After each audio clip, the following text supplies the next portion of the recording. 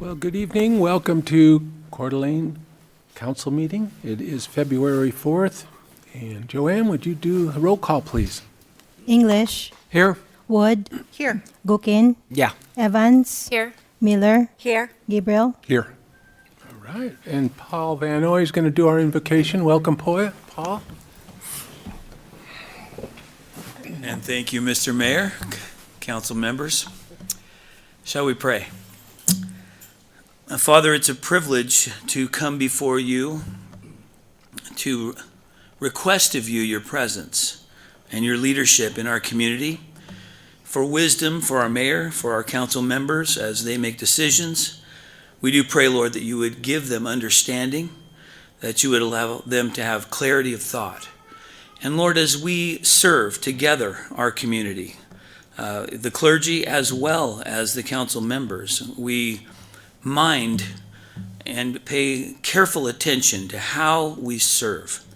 And so, Lord, I just pray for your blessing and your grace upon each one, all of us, and for this beautiful community that we so enjoy. We pray for your safety here. We pray for our law enforcement and our search and rescue individuals, fire department, all those players, every person that works in support.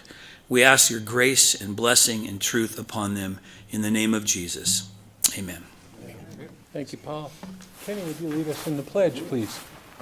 I pledge allegiance to the flag of the United States of America and to the republic for which it stands, one nation, under God, indivisible, with liberty and justice for all.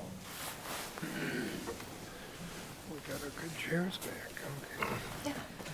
All right. Thank you, Kenny. Amendments to the agenda. Is there anything for council? Hearing none, we have two presentations tonight. First one is going to be Eric Boardman from the Coeur d'Alene Police Department, with Chief White introducing him. Welcome, you guys. Good evening, Mayor and Council. My whole job here tonight is mostly to introduce Eric. But before I do that, I wanted to give you just a brief overview of our opioid task force and how we got to this point. If you recall, last year, Council approved the use of some opioid settlement funds for the creation of this task force. The task force is Sergeant Eric Boardman, and then we have two detectives who work on this task force. And really, their primary responsibilities are these. And Eric's going to talk about each of these things. Number one, we respond to overdose calls and provide assistance as needed. We provide training for first responders and for the community, and we coordinate and engage with nonprofits, health districts, post-conviction services, and school staff for training and resources. And then finally, we conduct investigations into illicit opioid trafficking and distribution. Eric has a wealth of knowledge, and his presentation is supposed to go about 10 minutes, but please feel free to ask questions if you have any of him as we go through this. Thanks. Awesome. Thank you, Chief. Thanks, Chief. Welcome, Eric. Thank you. I've been told I have about 10 minutes on a topic that I usually talk routinely for over an hour, so I'm going to skip a lot of it and dive right in. Why am I here talking to you? The truth is, I'm here talking to you because the landscape of narcotics and illicit drug use has changed significantly in the last 10 years. It's not the same as when we were kids. It's not the same as it was 15 or 20 years ago.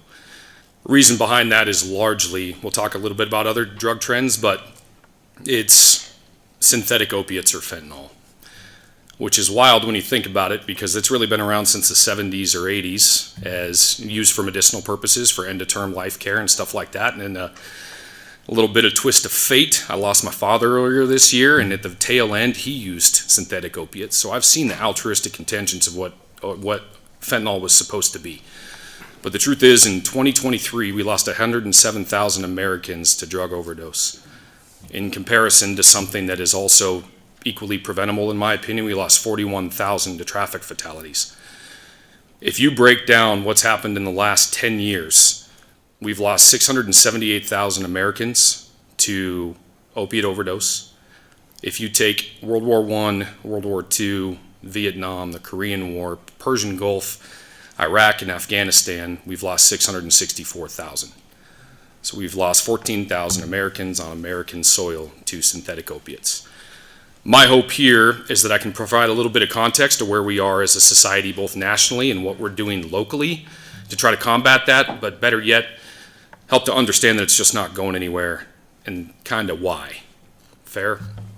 I don't have a training guideline. I don't have a syllabus. I just kind of speak from here. There's a few things I want to get out there.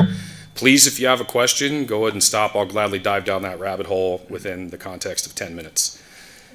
If you break down those numbers further, it is the leading cause of death in the United States for 18 to 45 years old. There's a couple of groups that I follow on social media. They're called Every 11 Minutes. If you really want to get hit hard, watch some of those. Every 11 minutes is parents making videos, talking to fentanyl as if it were a person and telling them what they took away, including videos of their child. I wanted to show you a couple. As an example, I'm more of a visual person, so I'll take Miller and McKeever's, just go to M's. These are photos you can find online of parents that have taken time to post pictures of those that were lost all throughout the country. There's hundreds of these in every letter. If I take G, you can do the same thing and scroll down. I'm always shocked. I've been a drug cop my whole career. I was with Coeur County for 5 years before I came to the PD. I've been here for 5. I've been a drug cop for the majority of my career. It's just something I was passionate about. I'm always shocked to see the relative age and what people look like. I think we all have a certain idea of what we think a drug user looks like or what a drug dealer looks like, right? I think all of us kind of see that, but then you flip through some of these pictures and you see senior pictures. There's some of these in uniform. There's one of them that's Idaho and he's 15 years old. And then you go to start to see that on the street. That's why I'm passionate about this project. That's why our chief came to you and asked for your support in doing what nobody else in the state is doing thus far. I can't understate the importance of what first responders do as a frontline treatment provider when we go to these overdoses, because not everybody there is already gone. Arresting dealers and taking them to jail, I am obviously passionate about that, but that's corrective to me. We go to a lot of these where they do survive, and the manner in which you work with them there, several of the people behind me are part of the public health and safety team where we collaborate with behavioral health groups, with Kootenai Health and Panhandle for follow-on treatment to try to get them right. I have several text me throughout the week as they're on their mission to try to get themselves clean. So I can't underscore the importance that first responders and law enforcement in particular play in that frontline treatment providing. So I want to kick that off. I went through some of these stats. As you can see, these are national statistics. You look at 2015, 2016. To understand the crisis, you have to understand where it came from. Again, fentanyl's been around forever. It's a tasteless and odorless powder that's 50 times more potent than heroin. I should say it's tasteless and odorless unless it's burnt. Then it has a very distinct odor. But it's 50 times more potent than heroin. It kind of worked in parallel with the invention of the dark web, which is an entirely different topic of conversation. People were able to ship that over here to the United States. People started shipping the powder over. We didn't really know what we were looking at, but they started making their own pills. The pills didn't look like the ones you'd get from pharmacists. They were kind of janky. The lines weren't right. The numbers were off. There were cracked edges, stuff like that. But overdose rates started climbing. We couldn't quite figure out what that was, and it created an entire new level of opiate addiction. I get into that too. A big part of our project, I go talk to high schools and middle schools. I coach football. My poor football team knows more about drugs than probably anybody else. But we often talk about that when you begin to break down what the addiction looks like. We saw an entire new level of addiction. It started generating a lot of money. Unfortunately, you generate a lot of money, you generate a lot of attention. So transnational criminal organizations, to include 2 major cartels at the time, started importing it directly into Mexico, where they already had labs set up where they were making crystal meth, which is far more potent. And then we started seeing a flood of blue pills. You guys have these in your stats, but I did break down some of our local overdose statistics. But what we really started to see was these little blue pills that were counterfeit Perc 30s, Percocet 30 milligrams. They're an M on one side, 30 on the other. They looked just like them, and that's what they decided to use as their delivery mechanism. I say that because it's a tasteless, odorless powder. You can do anything with it. That's the scary part. They can change it, and I'll get more to that because they have. So DEA designates that 2 milligrams of fentanyl can be considered lethal. The problem with these blue pills was when they were getting sent to the lab, they had a variation in dosage quantity from 2 milligrams to 6 milligrams. So you can imagine the issue if you smoke a half a pill one weekend, and then you go back and smoke the same pill that looks identical the next weekend and it's triple the dosage quantity. So you begin to understand where the overdose rates can rapidly climb. So again, when this first started happening, when I started seeing them on the street was right around 2017 that I can remember. And a hard pill user was using 5 to 7 pills a day, and they were 15 to 20 bucks a pill. Now, well, 6 months ago, and I'll tell you why, but 6 months ago, we'd routinely have people using 50 pills a day, and they're 50 cents a piece. So all you gotta do is do the math on what supply and demand is and how many of them are still over here. As I said before, and I'll get into paraphernalia a little bit here, because I think that's important for people to know, not just as leaders of the community or as law enforcement, but as citizens of the community, we have to know what the signs and symptoms are, especially if somebody that we know is using it, whether it's friends, family, coworkers, any of that. So what always scared me about this, although I think this picture's good, I like showing this to high school kids when they're, and I'll get into benzodiazepines a little bit too, if I can. But you can tell which one of those is fake and which one's real. They look identical. They're legitimately pharmaceutical pressed in labs. They have their own quality control, and they look just like other pills. So it's really easy to mistake that. We've found all 3 of these here locally. So what always scared me about these, or about fentanyl in general, is again, it's a tasteless and odorless powder. They can always change the delivery mechanism. It just depends on what they're trying to accomplish. So about 2 years ago, we started seeing these. This was one of ours here locally on 2 major arterials in Coeur d'Alene. These are Skittles and Tarts. So I'd ask you, what demographic do you think they're targeting there?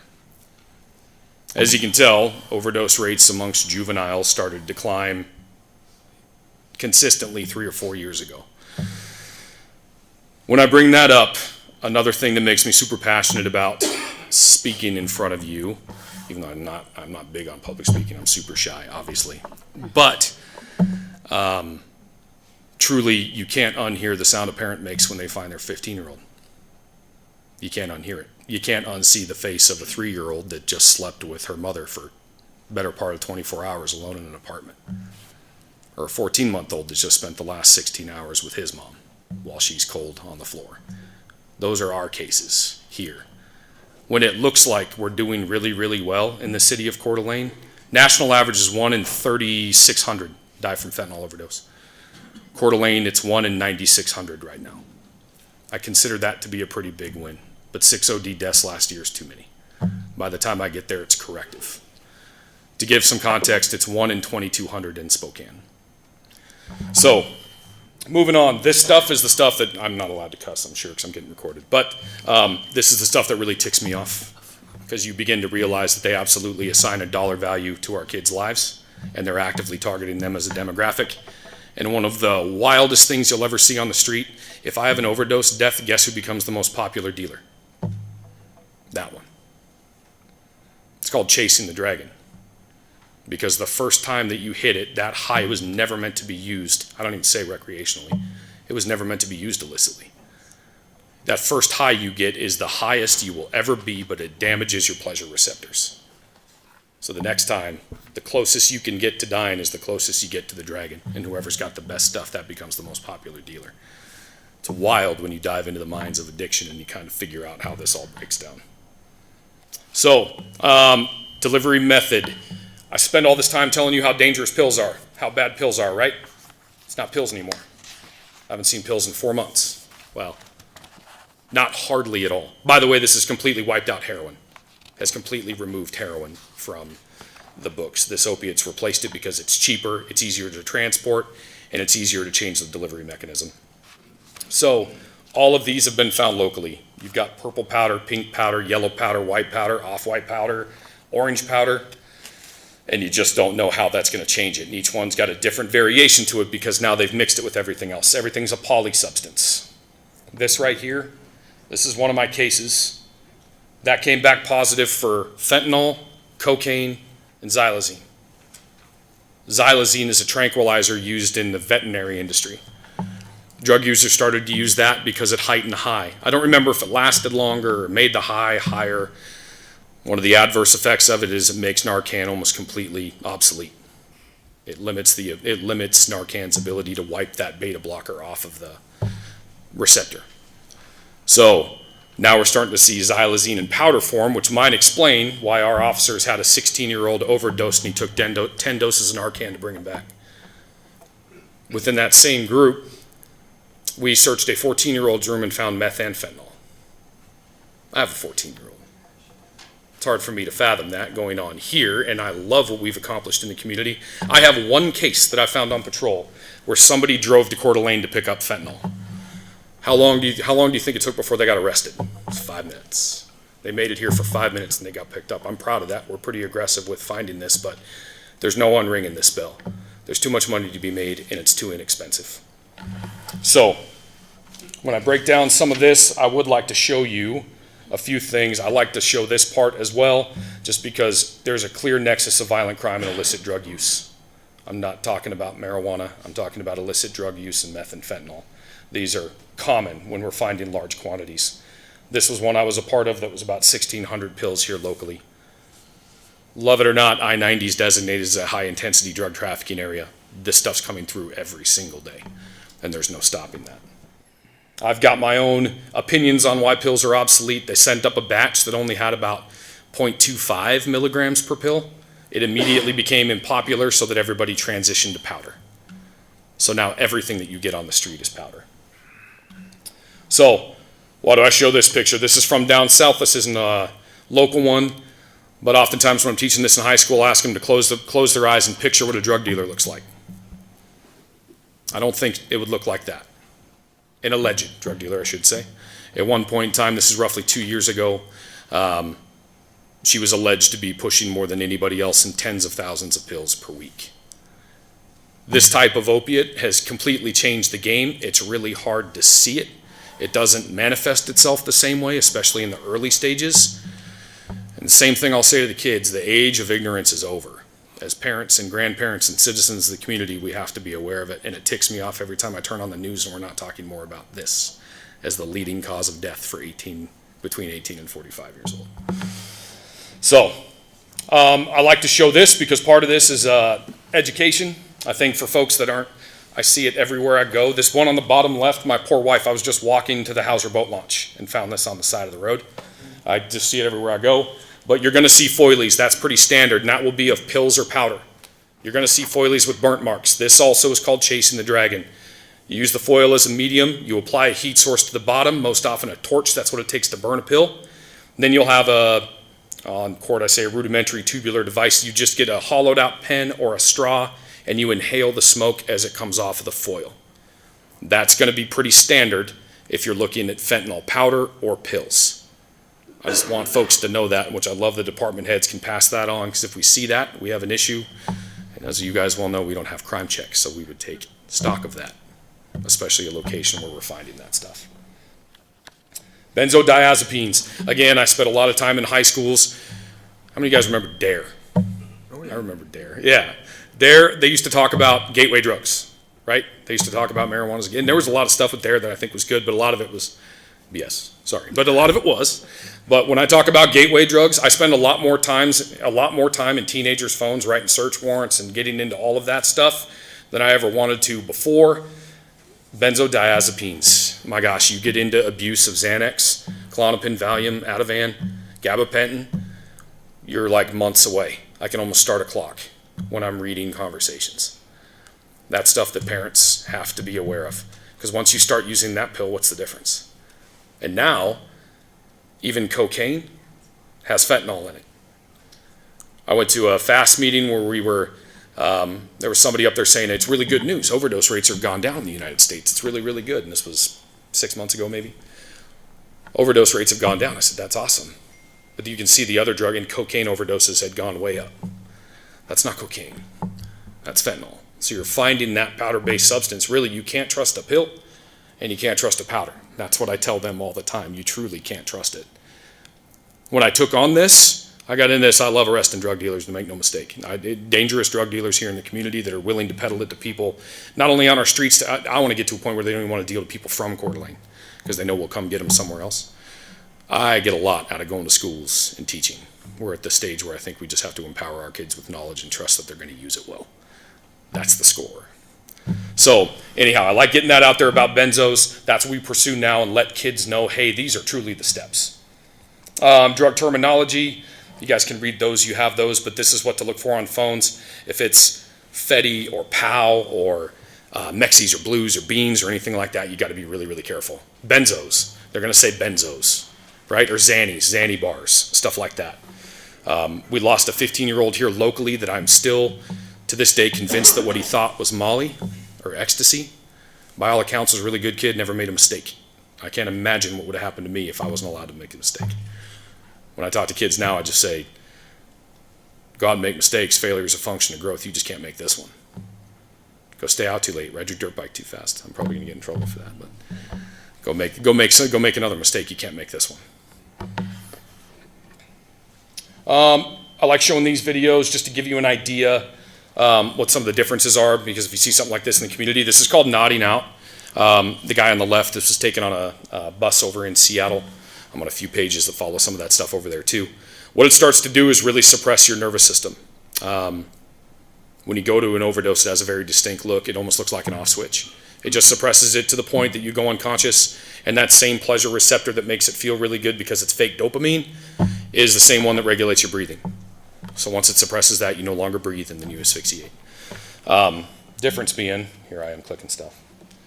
This is a little bit different. This is, I think, a little bit more erratic. That's going to be more of the amphetamine or something that's sped up when you're looking at both those. Here's where it gets really, really tough for us. Everybody now is a poly user. It's not just fentanyl, or it's not just opiates, it's not just meth. The opiates are so strong, they'll tell you they use meth so that they can still function. So a lot of the substances we're finding meth mixed with fentanyl, which is wild. Back in the day, there was opiate users and there was meth users, and now they're all combined. So it gets really, really tough when we're looking for behaviors and mannerisms and physical indications. I am often asked what to look for with my kids, right? What do I look for? What behaviors, what physical indications am I looking for? It's not as easy as it used to be. You know, meth rots your teeth, it messes with your fingers, there's a certain smell, sorry, but there's a certain smell that goes with it. With opiates, it's a lot harder. You got to start looking for disassociation from things that they usually do. Changes in friend groups. You have to understand the apps that are on their phone. Kids drive the trends for the drug world, and so much of it's done on Snapchat and Telegram and all sorts of other apps that I don't know about, but I have a young detective that stays up with all that. So it's something that you just have to pay attention to when you're watching that stuff. Narcan. This is another common thing. I hate the fact that we have to have this in all of our public schools. There's a reason for that. Fentanyl's been found in all of them. So Narcan, the fact that it's out there, I just like to warn people about that, because that's not the be-all, end-all. Sometimes when you're pumping Narcan and it flushes away those opiates that are on that receptor, man, you're not always going to get a thank you for saving my life. That is an immediate withdrawal, and you can get a pretty violent reaction. So when I teach this to the community, it's, hey, drop us a line if you're going to do that. If you're going to administer that, just be prepared for what comes out of that. That's not an immediate life-saving event. Let's see, what else do we have? Mr. Adams, you brought this up the other day, city attorney. There's a lot of misconceptions out there about if you're around the powder, if you touch it, if it's on your fingertips. I always recommend, like, if you run into something and you're not sure what that is, latex barrier is really pretty good. There was a lot of misconceptions about if you touch it, look at it, you're in the same room as it, it's going to knock you out. It's not like that. But there have been instances where a SWAT team's gone in, thrown a flashbang, and if it aerosolizes, it can be really dangerous really quick. Like if we pop a container, we're really careful about that. If you pop a container and that aerosolizes, that can put you down pretty fast, especially for somebody that doesn't have any sort of opiate resistance built up from use. Just because, again, you're talking about a 2 milligram quantity to knock down an average adult. I am sorry, I'm well over my 10 minutes. I recognize that fully. I do appreciate the opportunity to speak with you guys. I'll stand for questions if you have any. Questions, council? Thank you. Thank you. Sergeant, thank you. Wonderful presentation. Well, first of all, I'm incredibly proud of the city and the police department for putting this task force together. It's just amazing what you've been able to do in the short amount of time and the impact that you're having. My question is, what kind of cooperation are you working on, or maybe you already have, with other agencies? We know that US 95 and I-90 is a drug corridor. How are you coordinating with Spokane, Kootenai County, ISP, and are you doing directed patrols, or do you intend to do those? Great question. It requires coordination, truly. So many of our big cases, one of our team members is DEA task force officer, which allows us to take some of our cases and then push them across state lines and go federal. All of our cases cross our lines. There's no walls around Coeur d'Alene City. So we have to collaborate. We work a lot with Kootenai County, SIU, and a lot of our cases cross-pollinate. So we get together frequently and do that. As far as Spokane, I have good contacts over there, but I also attend a regional fast, or not regional, but at least quarterly fast meeting to see what their trends are. Because what their trends are going to be our trends. In comparison, Spokane County had 245 OD deaths in 2023. Coeur d'Alene had 6. Kootenai County had 20. I got to pay attention to their trends and see what they're getting over there. So I love to mine data from them. Anytime we're working a case, it is a policy of we don't care who arrests who, right? As long as we're getting people put away. A big part of it is if I'm able to hold somebody accountable for a drug-induced homicide, which is what this is, that word gets out real quick.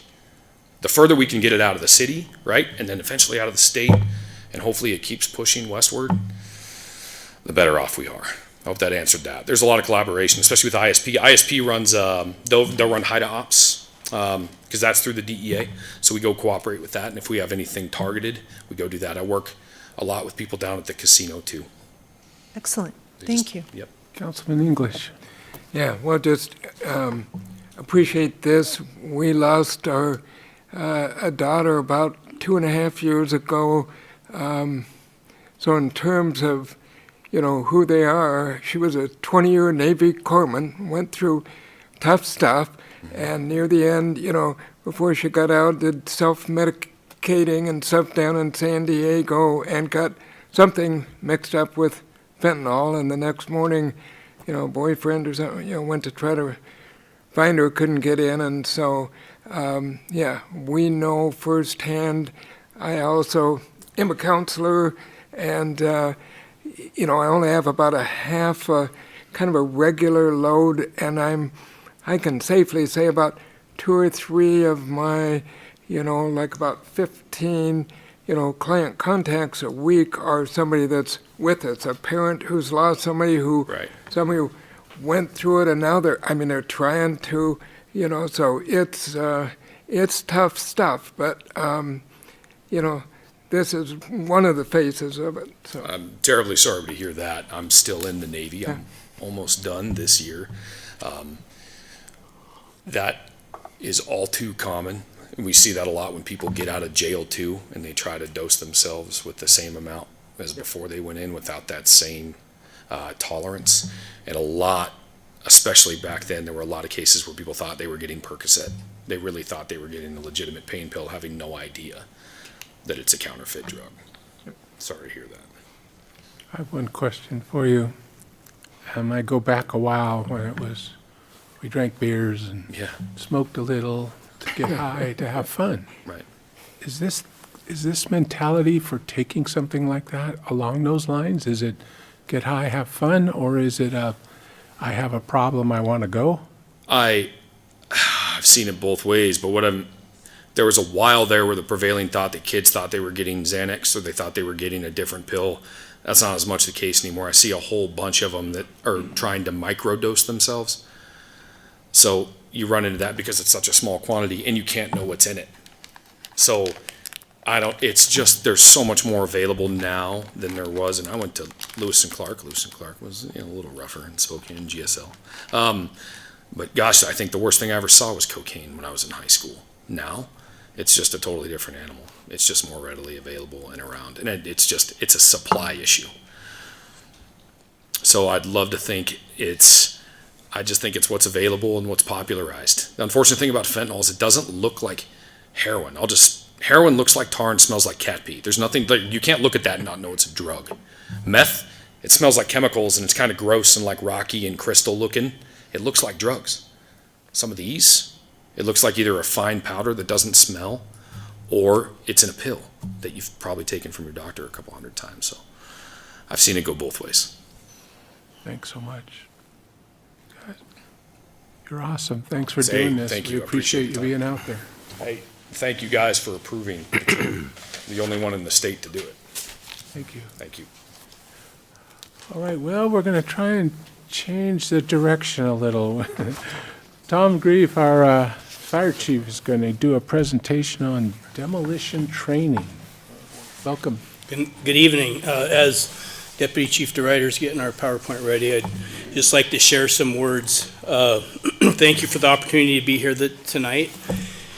So before we dive into this training presentation, back on January 22nd, myself, Deputy Chief DeRuyter, and our Deputy Fire Marshal had the opportunity to attend the Historic Preservation Commission meeting.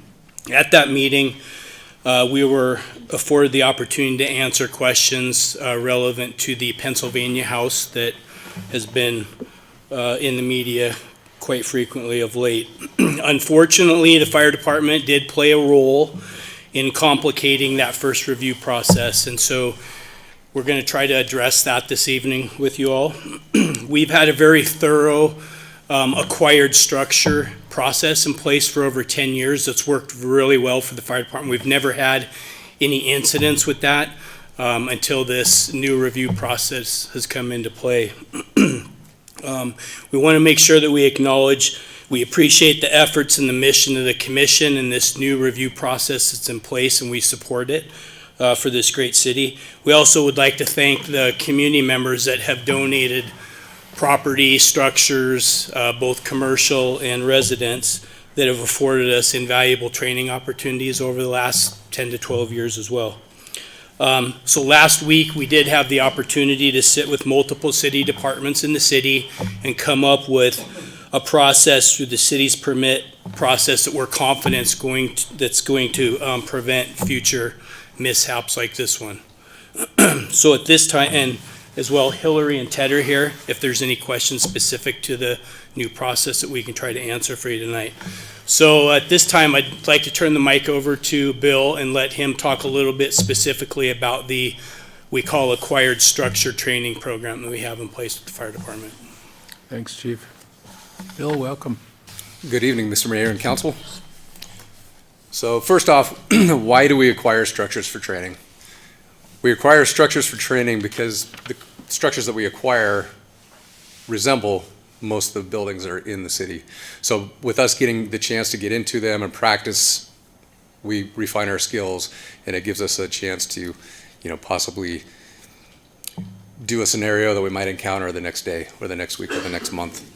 It gives us a chance to train in public. The public sees us out there training. Again, we refine our skills, so we're the best trained for their unforeseen emergency. Kids and adults see us training sometimes, and they ask questions. One of them being, why do we cut holes in roofs? Seem to get that one all the time. When the kids see us training, this could inspire children to become firefighters in the future. We have trained in commercial structures as well as residential structures. The biggest commercial structure was a Sportsman's Warehouse purchased by Costco. They allowed us to train in that building. It was great. We were able to do a weekend training, pardon me, and we had over 100 firefighters from throughout the Northwest that came to that training. It was invaluable. And then shortly thereafter that, Spokane had a fire in a Home Depot. So the training that some of those firefighters received in that big commercial building probably helped them out with that. And last but not least, it's free. Training material is expensive, and so when we can train in a building that's acquired, we get training without having to purchase the OSB or something like that. So those are the reasons why we get it, or get them.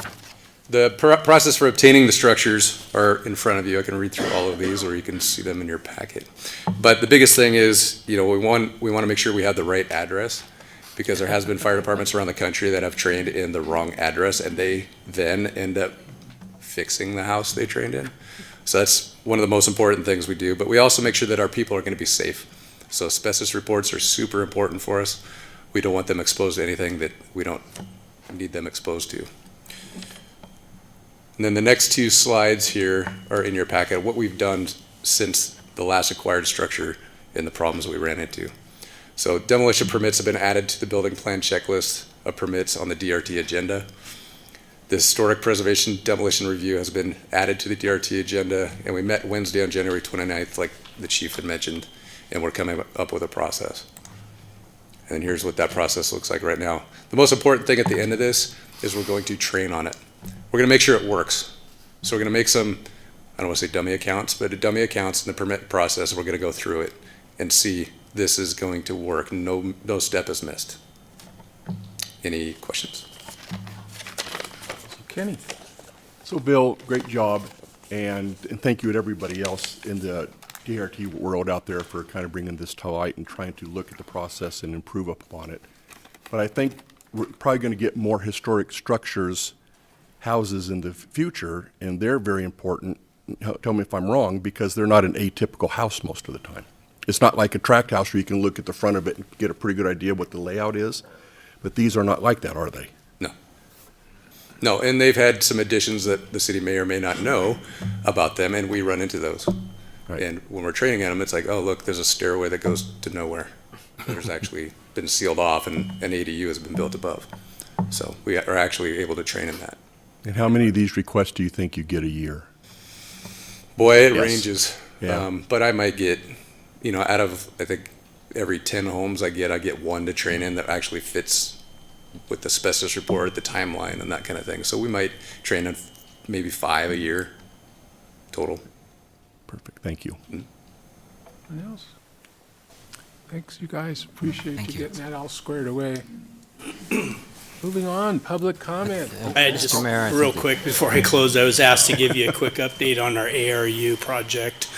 So if you remember last year through our budget process, you approved an alternate response unit, and the concept for this unit was an SUV type vehicle that we were going to partner with the hospital to try to centrally locate it. You funded the fire department with overtime. I'm going to go out on a limb here. I think it's like $97,000 you gave us for overtime to fund this vehicle. So last week we were able to put it in service on Monday.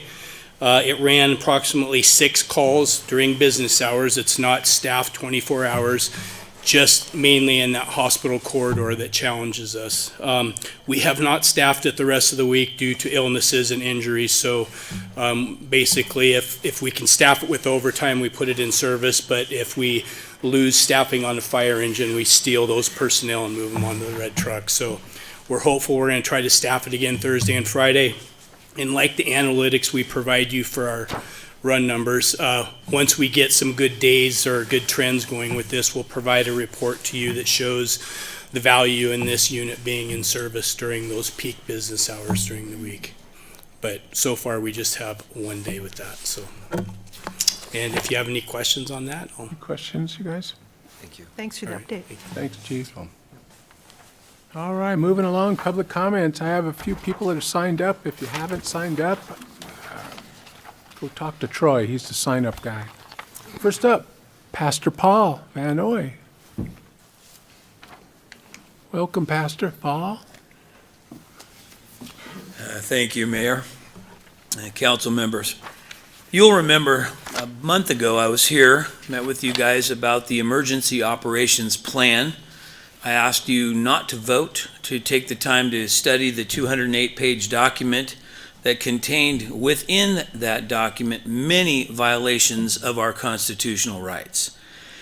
We've done the homework. We went from here. When I learned about this, I mentioned to you I had only learned about it from the front page of the Coeur d'Alene Press that very day. From this moment, I then went to the county commissioners, to our sheriff, talked with all of them. They immediately recognized that there was violations of our constitutional rights in the document. They have gone to work. They've already started making changes. We've also gone to the state. There's a bill presently, bill number 97. I've provided you guys a packet where they have begun the process of making changes at the state level, because we cannot have this kind of thing adopted by our city, by our county, and indeed by our state when we have a constitution that protects the people. That's all I wanted to say today. I know that you'll have to revisit this. I welcome that And I would be glad to help in any way with any questions and answers that you might have or that I might be able to provide you. So, thank you. Thank you. Paul. Arthur McCamber, come on down. How are you, Art? Very well, Mr. Mayor and council members, good evening. I've written a 35-page legal analysis on the EOP, but I'm here to speak just briefly to some bullet points tonight and to encourage the council not to rubber stamp the revised EOP. And I'm concerned. The EOP is guidance, it's not law, so it encourages blurred accountability and ad hoc field decisions. The EOP violates Section 12 of Article 1 of the Idaho Constitution because it really gets rid of civil governance in favor of military-style governance. The Idaho governor's powers are not delegable.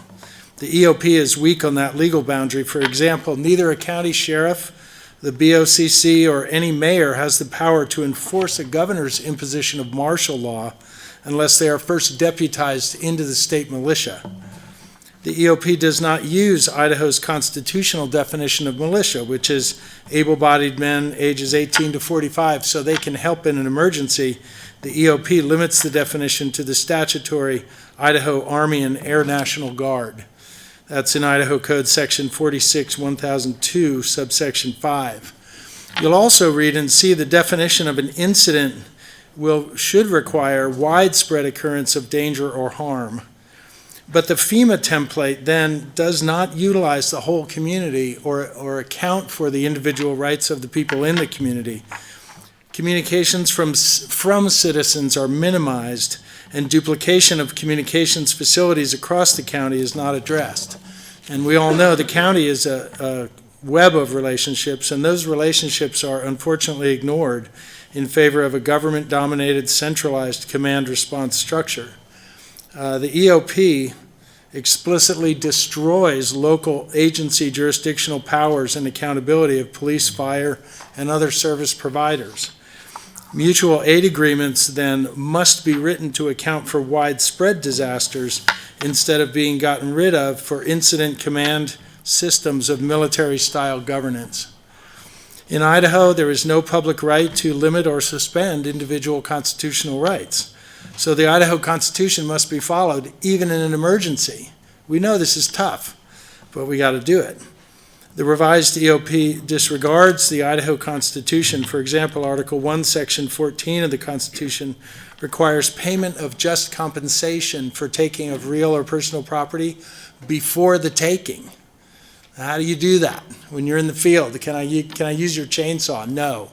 You got to pay for it on the spot. We should be devising systems for instantaneous, maybe credit to a tax bill, something like that.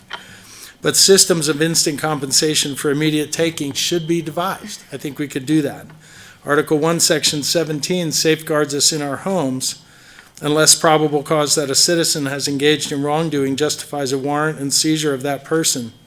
And we're working on this at the state level, but the EOP itself should just give notice of an emergency and then leave people alone.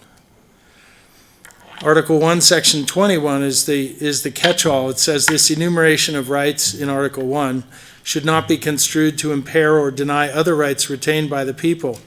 So here in North Idaho, we recognize people have a right to life and liberty to run their lives, make decisions, suffer their own failures, enjoy their own successes, and address emergencies. We have to figure out how to do that together. It cannot be just the responsibility of the government. It is much too big a job. Have us get involved. In my view, the EOP needs to be completely rewritten. Thank you. Thanks, Art. Tyler Davis. Welcome, Tyler. Hey guys, good evening, Mayor and Council. Thank you for your time. I just wanted to come in front of you. First and foremost, I'm in full support of Michael Koepp being awarded the contract. I have no qualms with that. I've known Michael for a very long time. We've done dozens and dozens of concerts together, and there's no doubt in my mind he's going to be a great fit for this. So just full disclosure.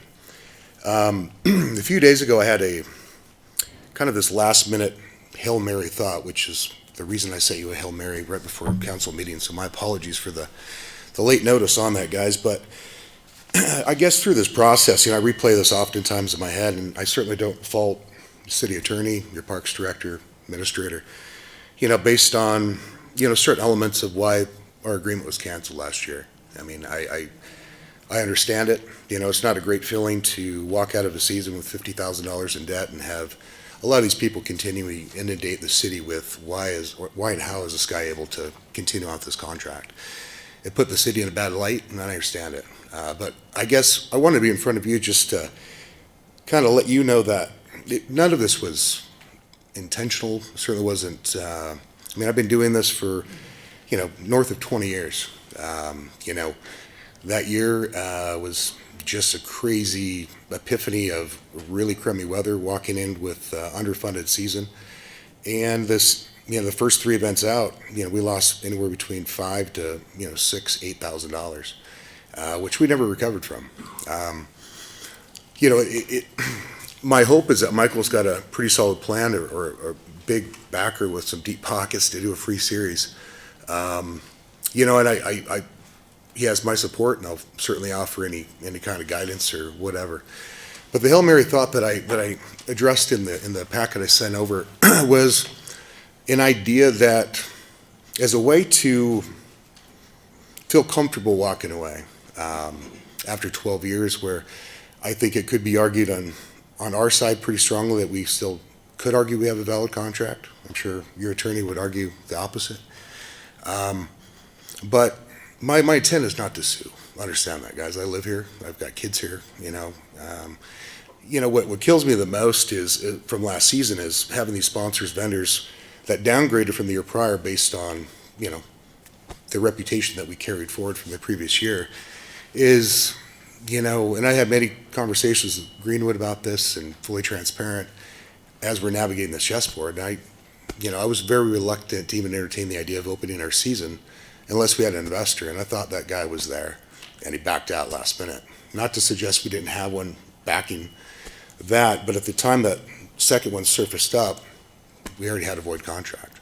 At that point, it went away. So I often replay this what if, could have, but in the year of taking off, I've had the opportunity to really take a hard look back at the last 5 years and how challenging and not fun it's been to do this. It's a lot of work, especially the way I've built it. So the Hail Mary throw is, there is an investor that potentially would write a check to acquire the alcohol rights for so many years moving forward. And a reason I see this as a potential benefit is it doesn't have any issue or qualm with Mr. Kep's agreement, because alcohol is still available. He's going to sell those rights to somebody else regardless. But the benefit this provides, if this can be secured, is the opportunity to refund and pay back the people that were unintentionally harmed. People that, you probably saw the news article of vendors and people that bought in for this and, really had no option. And unfortunately, this has been a rob and Peter pay Paul, where unfortunately a lot of this pays my bills, the business, that sort of thing. And it's just been broken from inception. So for full transparency, I just wanted to be in front of you, throw this out there. I certainly don't expect you guys to, as requested, to table this for 2 weeks. Me and Michael are good friends. Certain we can work it out. But just for full transparency, an apology to the city and sponsors, vendors. My story hasn't been told yet, and it's been on purpose. But I wanted to say thank you for the opportunity, and just to save face, guys, I'm not a crook. If I was, I certainly wouldn't be here in front of you. I've got the best intentions in mind, and anyway, that's it. Thanks, Tyler. Yeah, Appreciate thanks, it. guys. Cheers. Suzanne Knutson. Welcome, Suzanne, from the country. Good evening. First of all, I wanted to say thank you for your support of specialized needs recreation. We have some fun things planned for our 41st year, starting with an open house on May 13th. We'd love for all of you to come. It will showcase our program, our facility, and some of the things that our participants do when they're participating in specialized needs recreation. We have a pickleball, our second annual pickleball tournament coming up on June 27th. The registration goes live on February 15th. Last year it sold out. There is not another pickleball tournament like it in the area. It's at Cherry Hill Park this year, and we're excited about that. Our big fundraiser auction is called Gems and Jeans, and that's on September 25th. Last year, Dan and his wife Bree were big winners of one of the raffles. You'll have to talk to Dan about that.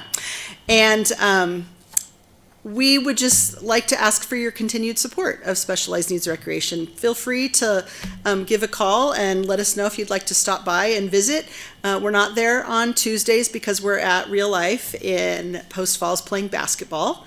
Mondays are great. It's social day. Wednesdays are bowling day, so there are some participants there in the morning, but we go bowling. Thursday, we are either there or we're out having lunch at one of the area restaurants. And Friday is either cooking class or another bowling day. So check in before you decide to come out, and we'll let you know where we're at. On another note, another board that I'm on is Sons of Norway, and we're having a big event this Saturday at Trinity Lutheran Church, and it's on 5th Street, and it's our third annual Craft and Culture Fair, and we're showcasing a lot of the different cultural organizations that are here in Coeur d'Alene and also in Spokane. We have the Scottish group, the American Italian group, we have a group of Finlanders, and we have some fun Norwegian food and not so Norwegian, but still fun food. We've got Norwegian waffles in the morning, and then we've got Viking on a stick for lunch, and you'll just have to come find out what that is. We have craft vendors, we have entertainment. The bagpipers will be there from the Angus Scott Pipe Band, and the Omat Creek Singers, which are a Native American group from Spokane, are going to be doing a demonstration with drums and singing. So among other things. So we'd love for you to come. I'm going to leave flyers with Joanne, and have a great day. Thanks. Thanks so much, Suzanne. Really appreciate it. Walter Burns, come on down.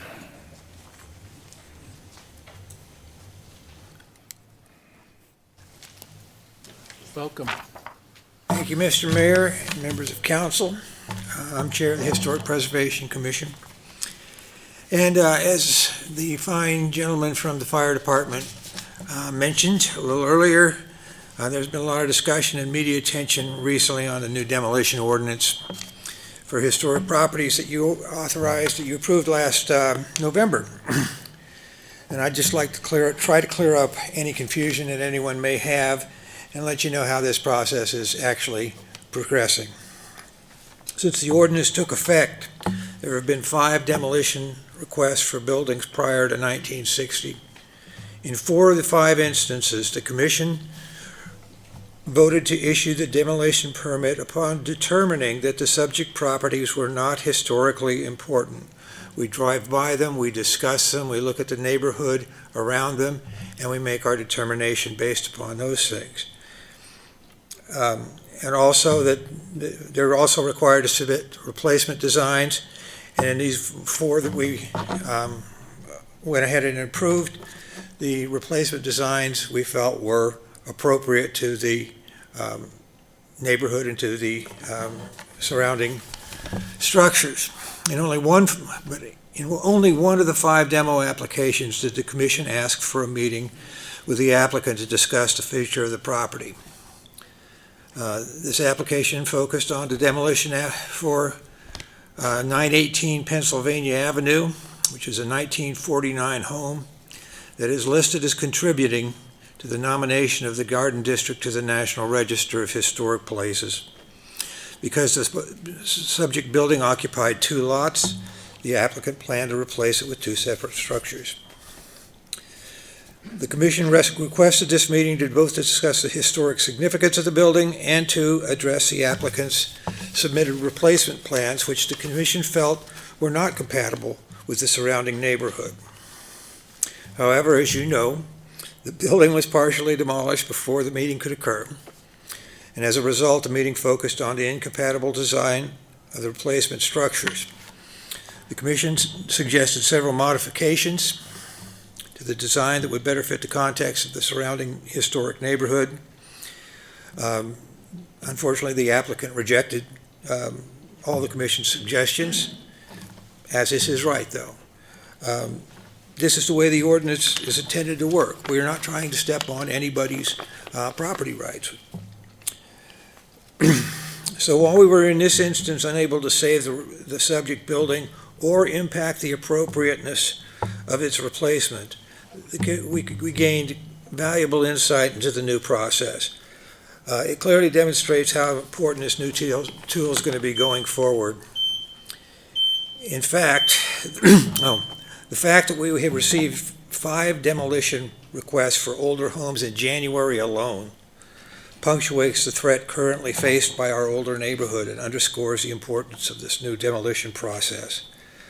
The unwillingness of the applicant to consider the commission's input shows that we need to do a more effective job of outreach and conveying the message to the developer community and others.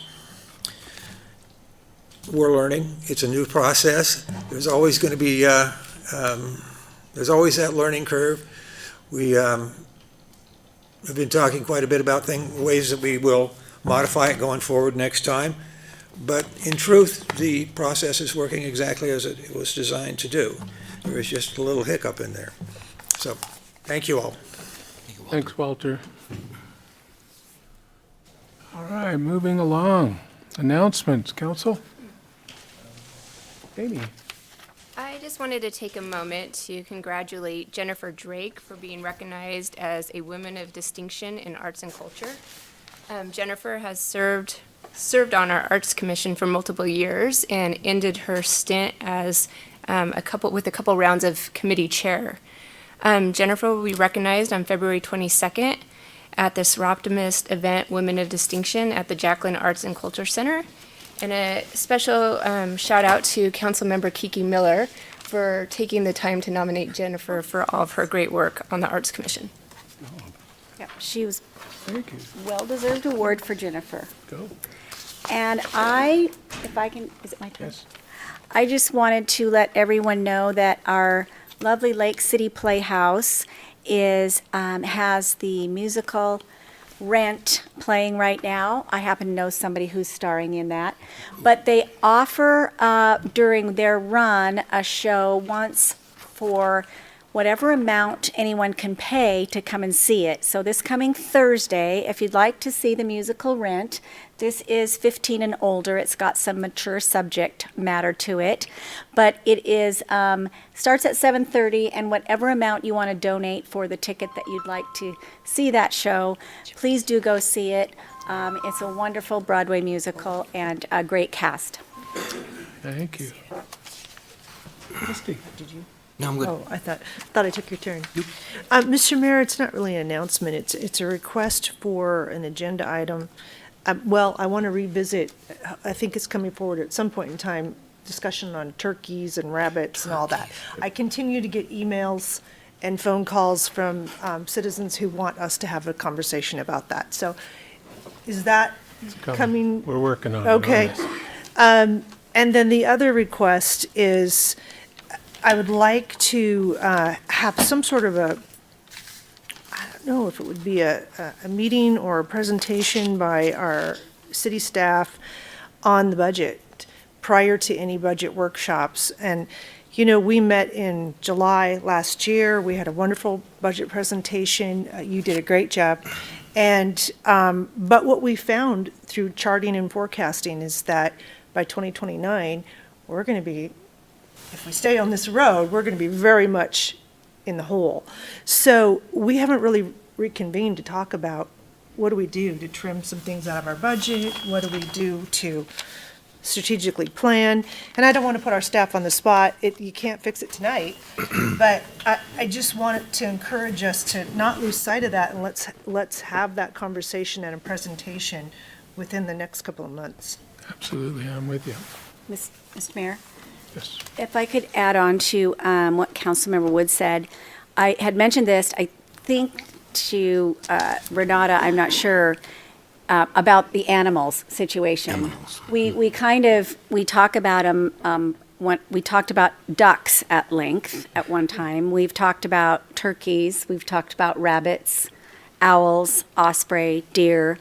I don't know if it's possible to pull all of the code together about animals and maybe deal with it at one time, or if that's more difficult for staff. But if it's better to just address animals within city limits, I know that there's been questions that have been posed to me about even, can we have horses within city limits? And if so, what are the rules surrounding that? And how does that work? So if we're going to take the time to deal with, let's just deal with them all. And then we have at one place to be efficient, what are the rules regarding animals and of what kind? Not cats on leashes. Let's not go down that road. That was homage to Chris Copstead, but I'm just suggesting if council think that's a good idea, if we bring it forward, let's do it all at once. Yep. Mr. English. Well, just to respond to that, I mean, I'm still on the, Cats on animal leashes? thing and the turkeys, and then, I don't know, about in the last 2 or 3 weeks in the press, there was this great article about in another community in Idaho, where Idaho Fish and Game, created a reserve, and they were able to, I guess it's not that hard to capture some turkeys, relocate them to this preserve that the turkeys love and the people are happy. So They live Yeah. happily ever after. yes, well, until Thanksgiving anyway. So anyway, yeah, let's go for that. And we did, Yeah. we did have a conversation about maybe getting some other people, some interns from universities to put some recommendations together that, if there's some opportunity like that, but just in the name of efficiency to get it together with, all the animals at one time rather than Well, it is ducks one I mean, week it's a and hot button for turkeys the people in next. different, down here, different segments. So yeah, it's important. I got you guys, animals. Okay. Mr. Gookin. Yeah, I think we should just shoot them and eat them. Throwing that out there. There's a lot of new people in the area that would think that's a good idea too. So they, Troy, if I'm correct, I think the budgeting process starts in April. Yeah, the good news, council member, is the fact that the audit is being finished up, so we're gonna have some really solid numbers coming from our auditor mid-April. I believe we set that up, so we will good. get that finished up. That will show some fund balance things. We have 2 negotiations to take on this year as well with Lake City Employees Association and the Police Association. So we have a couple big contracts to negotiate about that same period of time. Very good, thank you. Anything else? I have nothing. Wow. I'm just grateful to be here. All right, consent calendar, please. Mr. Mayor, I'll make a motion to approve consent calendar as presented, including resolution number 25-004. Second. Thank you. Moved and seconded. Discussion. Hearing none. Roll call, please. Gabriel, Yes. Gookin. Yep. English. Yes. Wood. Yes. Evans. Yes. Miller. Hi. Next up, all the way from the Street and Engineering Department, the ice melter. Todd, welcome. Thanks for taking care of those streets the last couple days. Lots of ice, so we're working on it. I think it'll look a little more than ice in the morning, so be ready for that. So our crews will be starting at 4 a.m. tomorrow because of the snow. Mike, there's been a lot of feedback the whole evening, so I'll try and back up. But anyway, yes, snow is fun, and we're ready for it. So tonight, thank you, Mr. Mayor and council members. Tonight I have 3 professional service agreements that I'm bringing to you. The first one is with JUB Engineering. It's for a pavement management system review, and something that the city engineer, Chris Bosley, and myself have been working on for these are in wrong order. I'm filling in for Mr. Bosley. I thought there we go. Okay. Got to pay attention. Anyway, pavement management review. So in the past, we've had a program that we call Street Saver, and there's a lot of great tools that go with it, but there hasn't been a great understanding of everything that it provides for us. So a lot of things that we do is in these images, we do a visual inspection, and then we look how many years that the road's been in service. We start to get the roads that look alligatored like this, which you see all throughout town. We're going to say that we have to move that up on the list. There is software, there is systems out there that can help us with this to come up with more of a budgeted approach to how we attack the roads, so we can determine how much service life is left in the road surface, when we need to plan on a chip seal, or when do we need to do a mill and inlay or overlay like you've seen the last couple of years. This system that we have, it has a lot of graphs and tools, but it gives the service life, it gives you how much time is left. We go through and we evaluate, we input the data, so we have an inspector that typically would go out there and they're going to inspect the roadway, they're going to check how thick it is, they're going to see what the wear is, we'll use traffic counts to see what the usage is of that road. JUB has offered to work with us, and they can help us evaluate the information that we've put in there and maybe to be more efficient in how we use this. It would be a great tool for me to put together where we could give you a presentation and tell you how much service life is left in a road. Councilmember Wood has asked me several times about her neighborhood.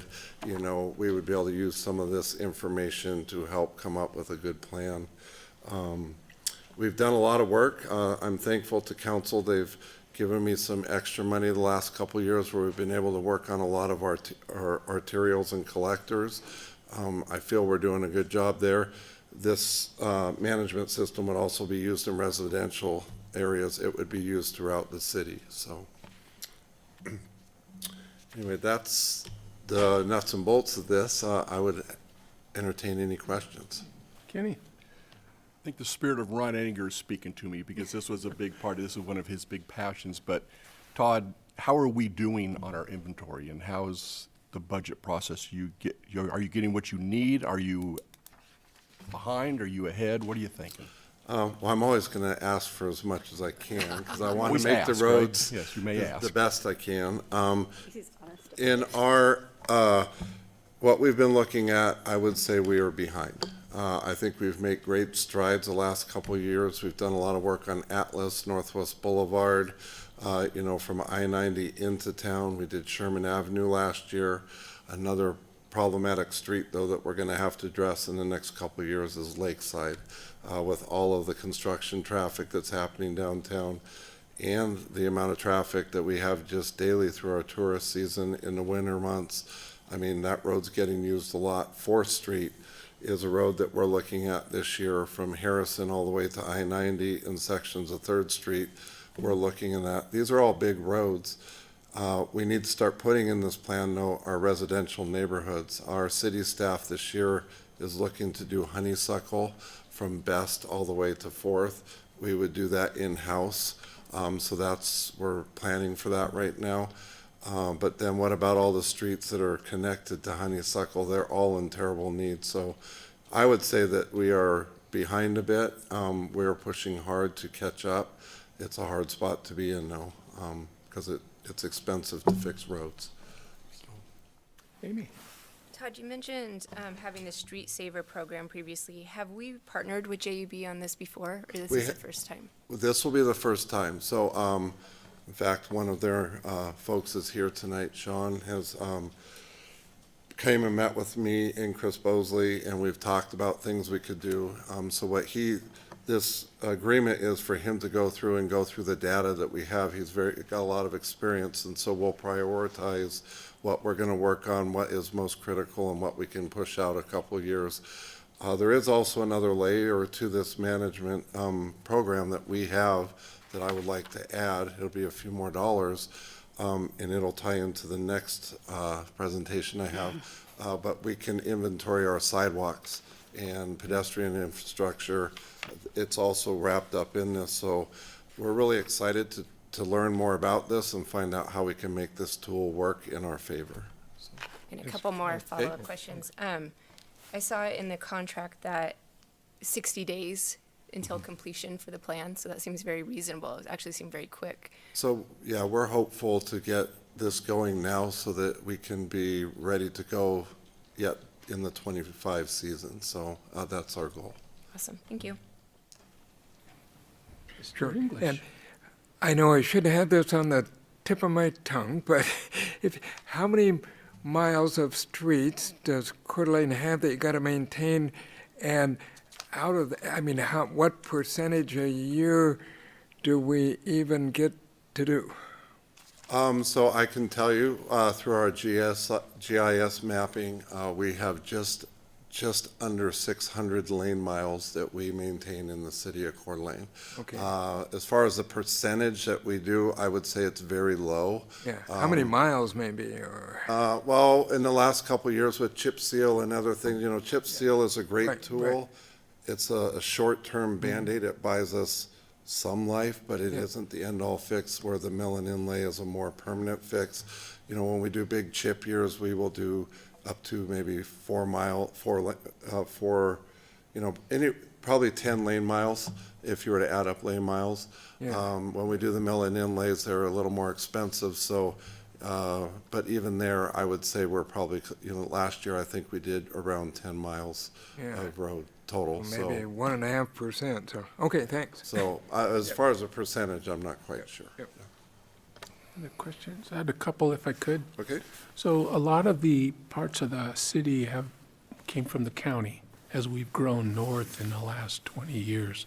And when you mention neighborhood streets, we've been talking about 4th Street and some pretty, you're not arterials, right? You're talking actually neighborhood streets, the little raggedy streets that connect neighborhoods and stuff like that? So Is that what this is going to look at? It will look at all of it. So it will do arterials and collectors. It will also, we will also be able to inventory residential streets, things like that. We've added a lot of streets in the last few years. A section on Hanley, Lacrosse, we've added. Up north, we've got some new developments going in. There's the Atlas waterfront. These are all streets that we have to start planning for. They're fairly new, but with the amount of construction traffic, it shortens their life. So that's a problem. So. And is patching included in these studies where I know you guys kind of keep things patched as you go? So we come up with a pavement maintenance program that's out of a different line. We're going to pay to do Honeysuckle this year. That's a big patch, but we're going to do that in-house out of our maintenance line. But we do a lot of what we call deep cut patching throughout the city, throughout the year. We're looking at partnering with Eastside Highway District this year up Fernand Hill and doing some patching up there to where they might do some chip seal. So we would do a little bit of patching in their area with our road, and then they would chip seal the whole thing top to bottom. And so we do a lot of patching, but that's more of a maintenance item. This would probably tell us when we need to patch or areas that are falling behind. Okay. So patching is maintenance, and this is projects. Well, I think this would be projects as well. I mean, it's going to show us where we need to do the repairs and what level of repair we need to do. Is it patching? Is it crack sealing and a chip seal? Or is it a full mill and inlay or overlay? Some streets we can do an overlay. Sherman Avenue, for instance, what we call an inlay. So. All right. Thank you. Anything else? I'll look for a motion. Mr. Mayor, I'll make a motion to approve resolution number 25-005, approving a professional services agreement with JUB Incorporated for pavement management system review in an amount not to exceed $15,700. Second. And moved and seconded. Any discussion? Hearing none, roll call, please. Joe? Hookin, Yeah. English, Yes. Wood, Yes. Evans, Yes. Miller, Aye. Gabriel. Yes.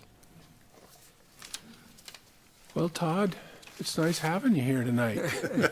Next, Resolution 25006, approval of professional services agreements with HMH Engineering for ADA ped ramps. So it kind of ties into that pavement management. As I mentioned, we can, if we add another layer, we will start to inventory some of our sidewalks. Problem that we've had is there's some regulations through the Federal Highway Administration on how we maintain pedestrian ramps, sidewalk, things like that. When we do these mill and overlay or mill and inlay, if we do a curb-to-curb repair, we've changed the surface. So we're required to upgrade primarily the pedestrian ramps. We need to also be looking at sections of sidewalk. There's slope and stuff for the ADA requirements that we need to meet. So this is a picture of the work we did on Atlas Road. This would have been this last summer. Here's a picture of a ramp.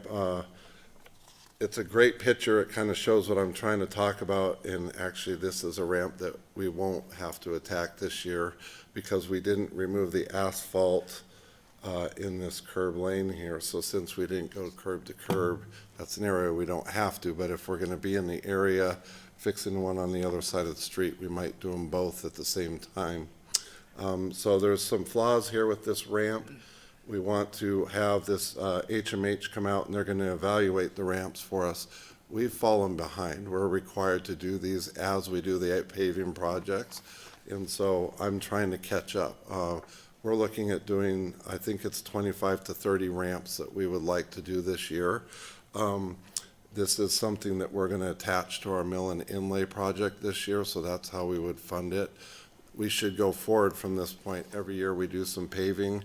We should, in that same, out of that same budget line, be doing these repairs so we don't fall behind. This ramp does not meet current spec today, so. This is a form that HMH would use. They have to fill out some information, and then this is kind of what they're looking for over here. The slope, there needs to be a landing behind the ramp for wheelchair accessibility. It can affect many things. This kind of opens a lot of things right here.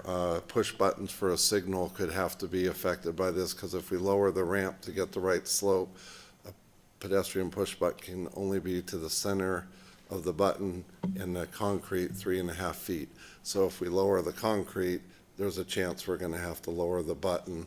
That's something we would take care with our signal team as needed. But the concrete work we'd like to put out to for a contractor. This time I'll take any questions. Questions, sir? Christie? Thank you, Woody. Todd, this clearly needs to be done, and it's great that you've identified the need. You just said that you will pay for the repairs out of the mill and inlay project money. But what I failed to ask you on the last agenda item and this agenda item, I think you can clarify, because we didn't discuss this in your overall budget at the budget meeting last year, but you've identified these funds within your budget, correct? Yes, we have. So as far as like with HMH, most of that will come out of our professional services line, and so we can pay for that.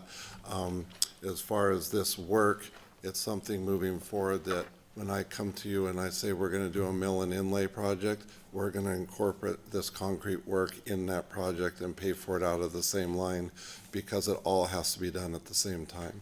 We do have a little bit of time. We can take a couple years to try and catch it. We haven't been doing such a good job with that, so I want to start attacking them all at the same time. So this year when we do our mill and inlay project, we're going to put out to bid this concrete work, and it will be funded from the same spot. So. Okay. Thank you. Any other questions? I have one.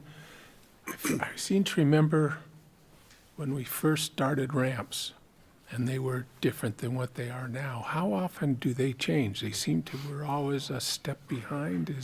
It's just an evolution? They do change frequently with the ADA requirements. However, we can fall back.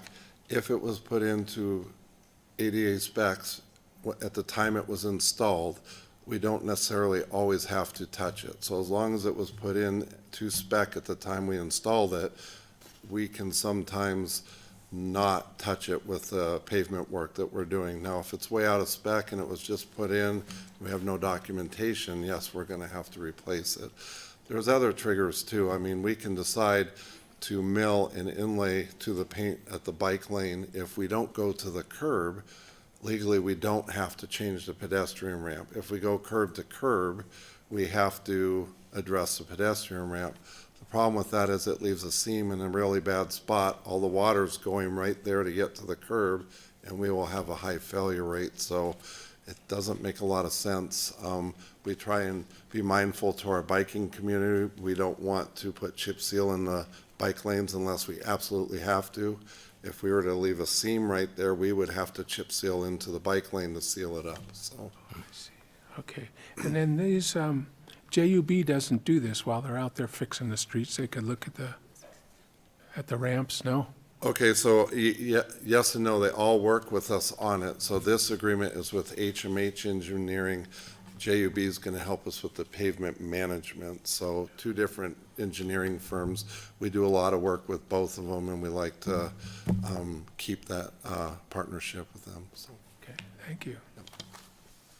I have no more questions. I'll look for a motion, please.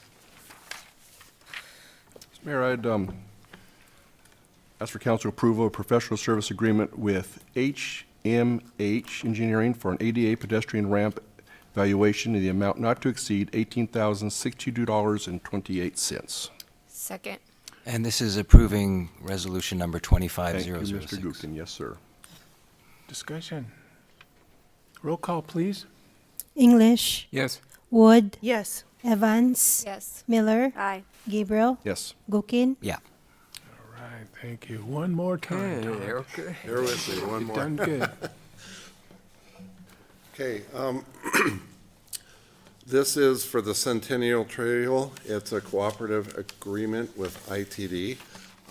As you are all aware of, they're getting ready to make I-90 much wider, 4 lanes each direction going through the city of Coeur d'Alene. And so they are needing to prepare for that. It is on the radar that they could be starting some of that work. It might go out to bid yet this spring, so they're going to be starting to look at a few things. Section they're looking at is right here. This is where they're going to move the Centennial Trail. This is that sprinkler outfit there, right there off of Celtice between I-90. And so a couple years ago, the Water Department did some work back here to prepare for this. Now ITD is needing to move the trail right along this fence line, and it'll tie in right here. Tie-in is here. The Centennial Trail goes into Coeur d'Alene, and then the Celtice Trail goes back the other direction. So they are needing to relocate this in order to make room for a drainage swale off of I-90 that will live roughly right in this neighborhood here. And so they're needing to move the trail to this location. It'll have a Y in it, and they will incorporate that to their project. They are needing to quit claim a little piece of property right here for us so that the trail is on our property in order to, we don't have much over here. The yellow is actually the highway districts, but this is the area that that swale's gonna go. That, and the existing trail is like right in this neighborhood right here. So they're wanting to give us this little piece so that they can put the trail on it and get ready for the work. With this project, they will also be replacing the Atlas Bridge and the Prairie Trail Bridge that goes across Atlas Road. Those bridges are theirs. Should not affect our bridge that's on Celtice. We should be outside of the work. So they are working on those other 2 bridges to move it over, and they will be relocating our trail within the project. So with that, I'll take any questions. Questions? You said that bids could be as early as spring. How long do you expect construction of this portion of our trail? I was at a meeting this last week, and this is going to be a very long project. I believe they said 4 seasons for I-90. The work in our right-of-way, they need to get done first, so they're going to probably get that done in front of it. They're going to do it in phases. They're still deciding. They're talking about change ordering some things down the road to work on Northwest Boulevard interchange and stuff, but right now, this would be the first level, and then once they start winding I-90, I've heard up to 4 seasons to get that built with bridges and the roadways. 4 seasons, that's, It's a restaurant. I thought it was a code. Oh, sorry. It's a restaurant, Go ahead, too. Dan. Thank you, Mr. Mayor. Todd, I don't know if you know the answer to this question. We got an email from a lady who was concerned that we would be shutting down the Centennial Trail. Do you know if that's happening? We've brought that up, actually. I think their plan, last I was told, was that they would detour it down Atlas Road and get it back onto the trail, so it won't be closed, but it will be rerouted to complete this work. And when the freeway is complete, when they made it as wide, the Centennial Trail is still going to be right next to the freeway, correct? I believe so. I would have to double check, but the last meeting I was at, it sounded like it, yes. Very good. Thank you. Christie. Thank you. Along that theme, Todd, I think what most people are going to want to know, and Mike Gridley's not here to tell us how many people are on that trail every day, but what they're really going to want to know is how long to relocate the trail, because that's going to be a closure while they do it. And well, that's the biggest thing. How long to relocate it so people can use it? If I could, I would like to visit with Chris about that, and I could get back to you. I know that the last plan was that they would get a detour route, so I would say the way it was explained to me that they're going to have a detour in place to where people will still be able to use the trail. It's just not going to be in its normal spot. It won't just be a hard close. So, but I can get back to a timeline if I could. I'm just not 100%.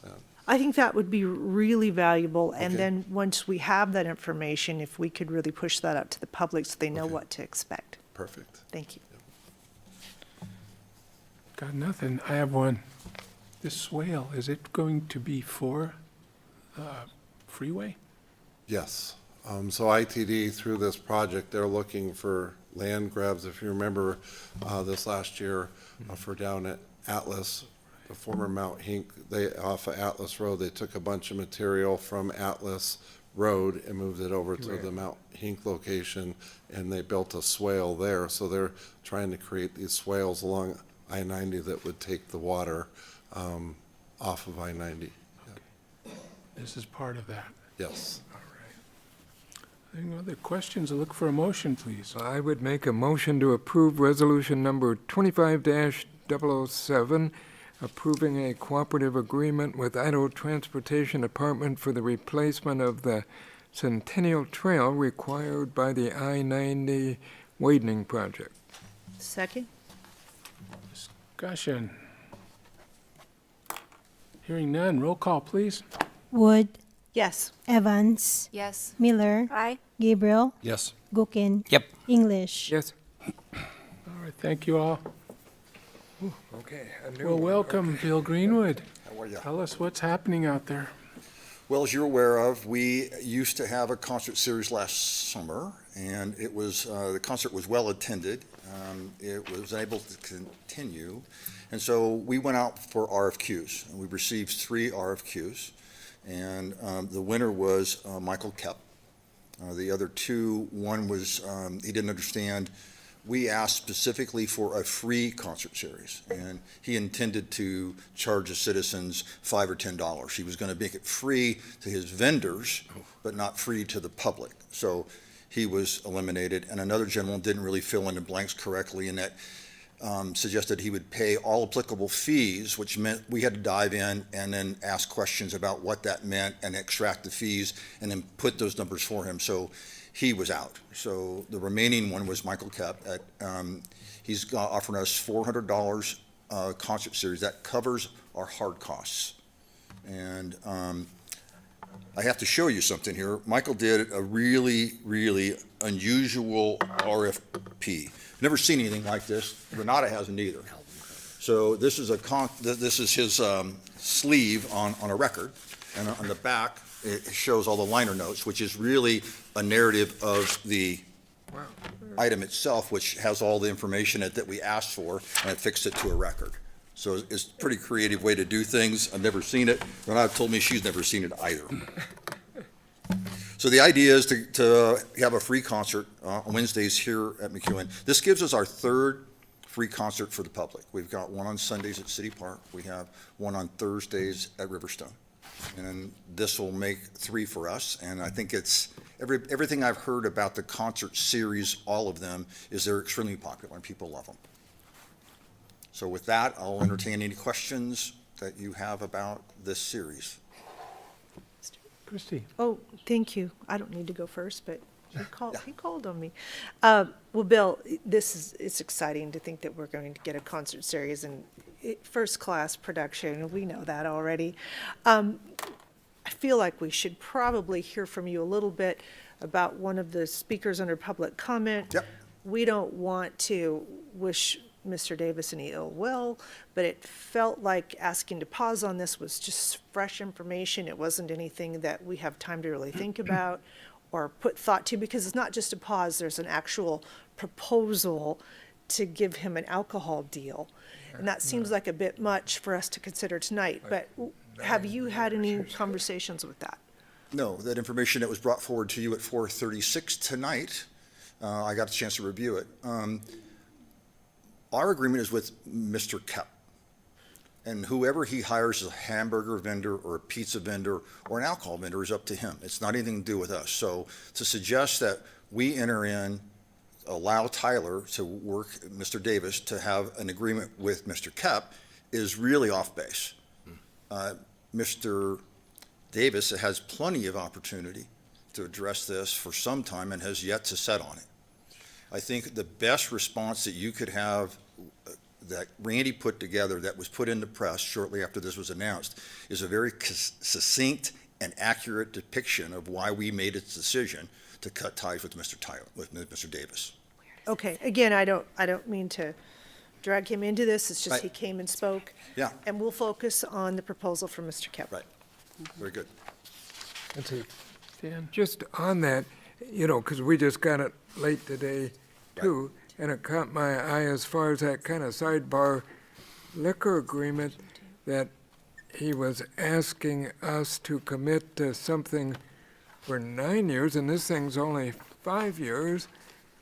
That's one That's part one that's thing, odd, so- yeah, other Okay. than asking us to ask a vendor to go into business with somebody else he hasn't got an arrangement with. That's Right, kind of strange. right. And I just, in his presentation of the factual stuff, is he said something about, 2014, but I think he was maybe talking about events happened in 2024, but I don't know, but. I think he was anyway. alluding to the fact that he'd been in the Okay. having that Yeah. series for that duration of time. Yeah, so, okay, thanks. Amy? Bill, a couple random questions here. I love the idea of the concert being free for our citizens, but can you tell me a little bit on how you landed there and why? Because we're all familiar with 5 after 5 as we knew it, and they charged a fee to attend.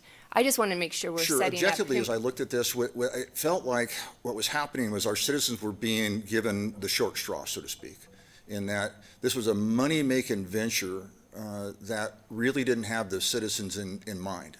If you recall, we did a 1-year agreement with Mr. Davis and to see how it would, as a test drive, so to speak. And it was okay, it was good, so we entered into it. But over the years, his price point kept going up. Initially, it was $3 or $5 and kids were free, and it got up to even $20 to get in the gate for people you could see around town for free.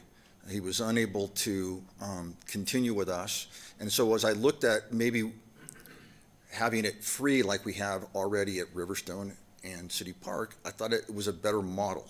And so this way, we give everybody some fun in summertime, and they don't have to be out of pocket. Of course, if they want to buy a burger or a taco, that they'll have to pay for that. But the entrance in, to have a concert is free. And that was my idea, just to have another free concert for us.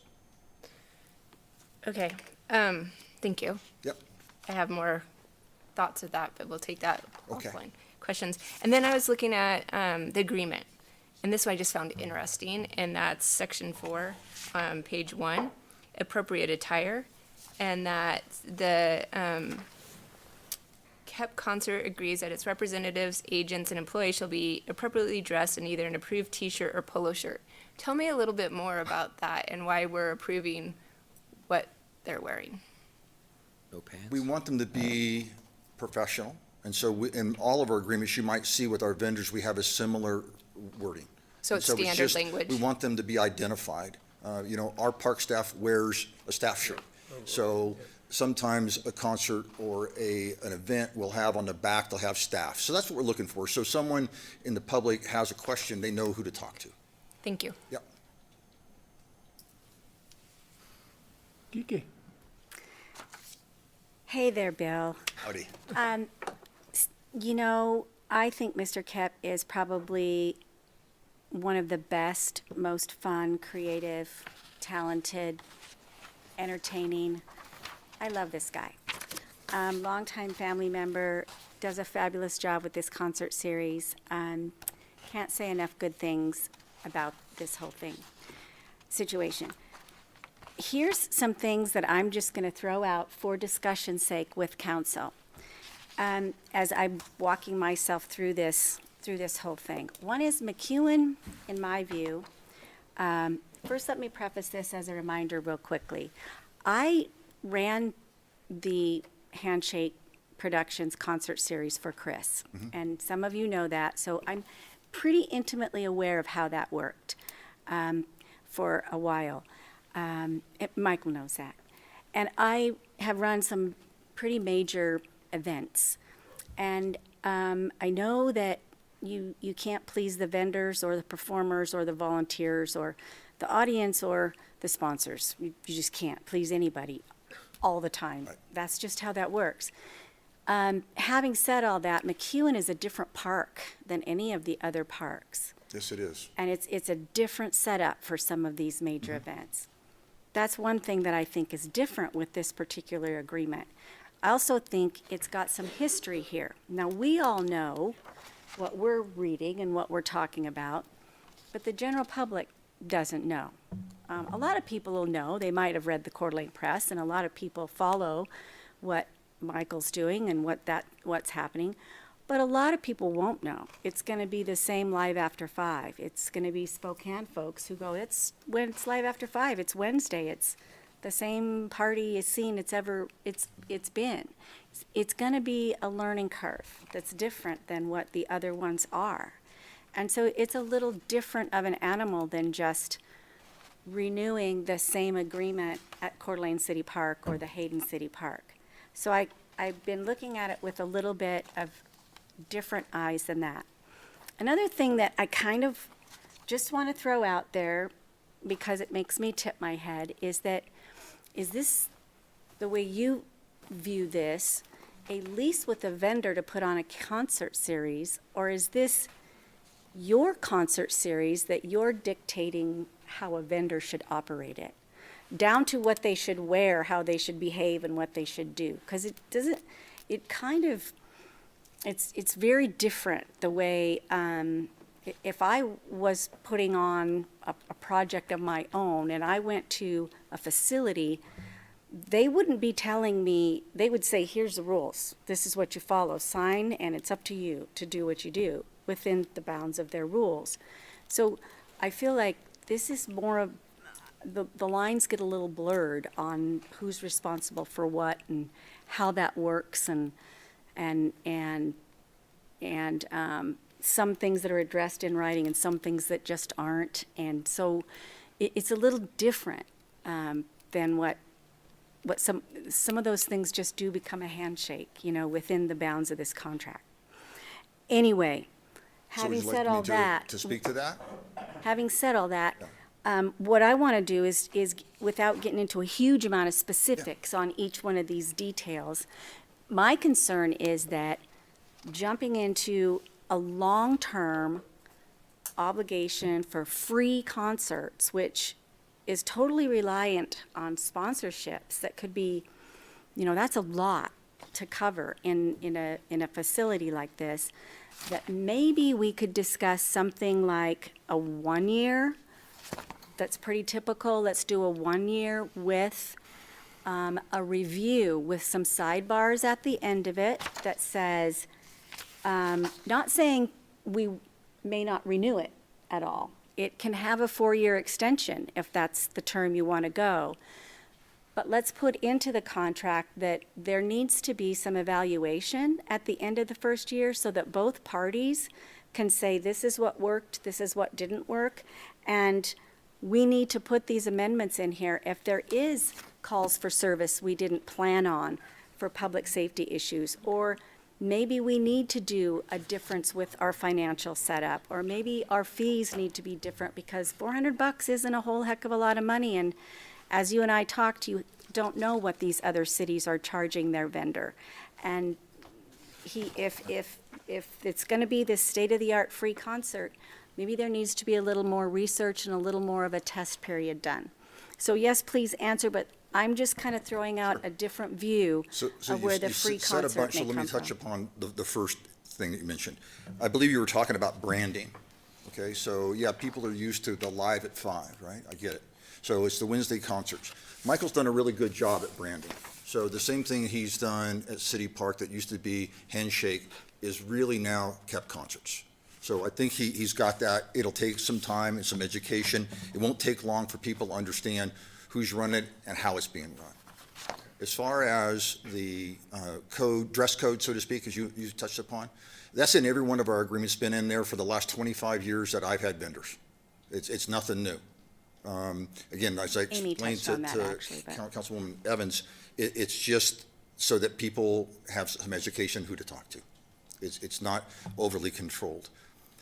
As far as a 1-year agreement, the agreement is such that with all my vendors, I've had vendors leave before the term of it expires. I mean, it's a 5-year agreement. But if they come to me, like for example, we had a guy at Atlas who did it for 1 year. Councilman Gookin had us knock the price down for him because he was the only bidder. But he came to me after 1 year and said, Bill, I'm not making it. I've got a better offer to go to Florida. And I said, cool. Excellent. Good for you. So the same thing's true with the guys that had the ice cream vendor at Independence Point. They didn't finish out their term. They came to me and said, it's not working out for us. We'd like to stop. And I said, okay, fine. So that is already in the agreement. Mutually, the vendors themselves can come to us, or we can come to vendors like we did with the previous concert promoter and say it's not working out. So I think that clause, what you're asking for, is there already. I think I communicate with my vendors all the time and make certain they're doing well, and I want to have them be very successful. And they provide to the community that what I can't do with my staff. So all the things that you're talking about are already in place within this agreement. Excuse me, Randy, is there already a clause in there that says Termination agreement. they can, they're required to sit down and review and amend the terms of the contract? If, No, there isn't any Okay. such. so that's what I'm asking There's no for, termination is Well, that, that speaks to your handshake thing you were talking about moments ago. I have a rapport with these folks, and we sit down and we talk through stuff. If you want the language that it says that we have to sit down for review, but we review it all the time. I'm reviewing stuff right now with the Bowie Boys, and their term's not up, because we're talking about some changes that they might want to do. So it's just that communication, that dialogue with people that have like mind. And I think with Mr. Kep, for example, I think he has a like mind. If in fact at the end of this, he comes to me and says, Bill, it's not working out, man, I'm sorry. Okay, best of luck. You know, what can we do to help? well, and I think that that's fair, Bill.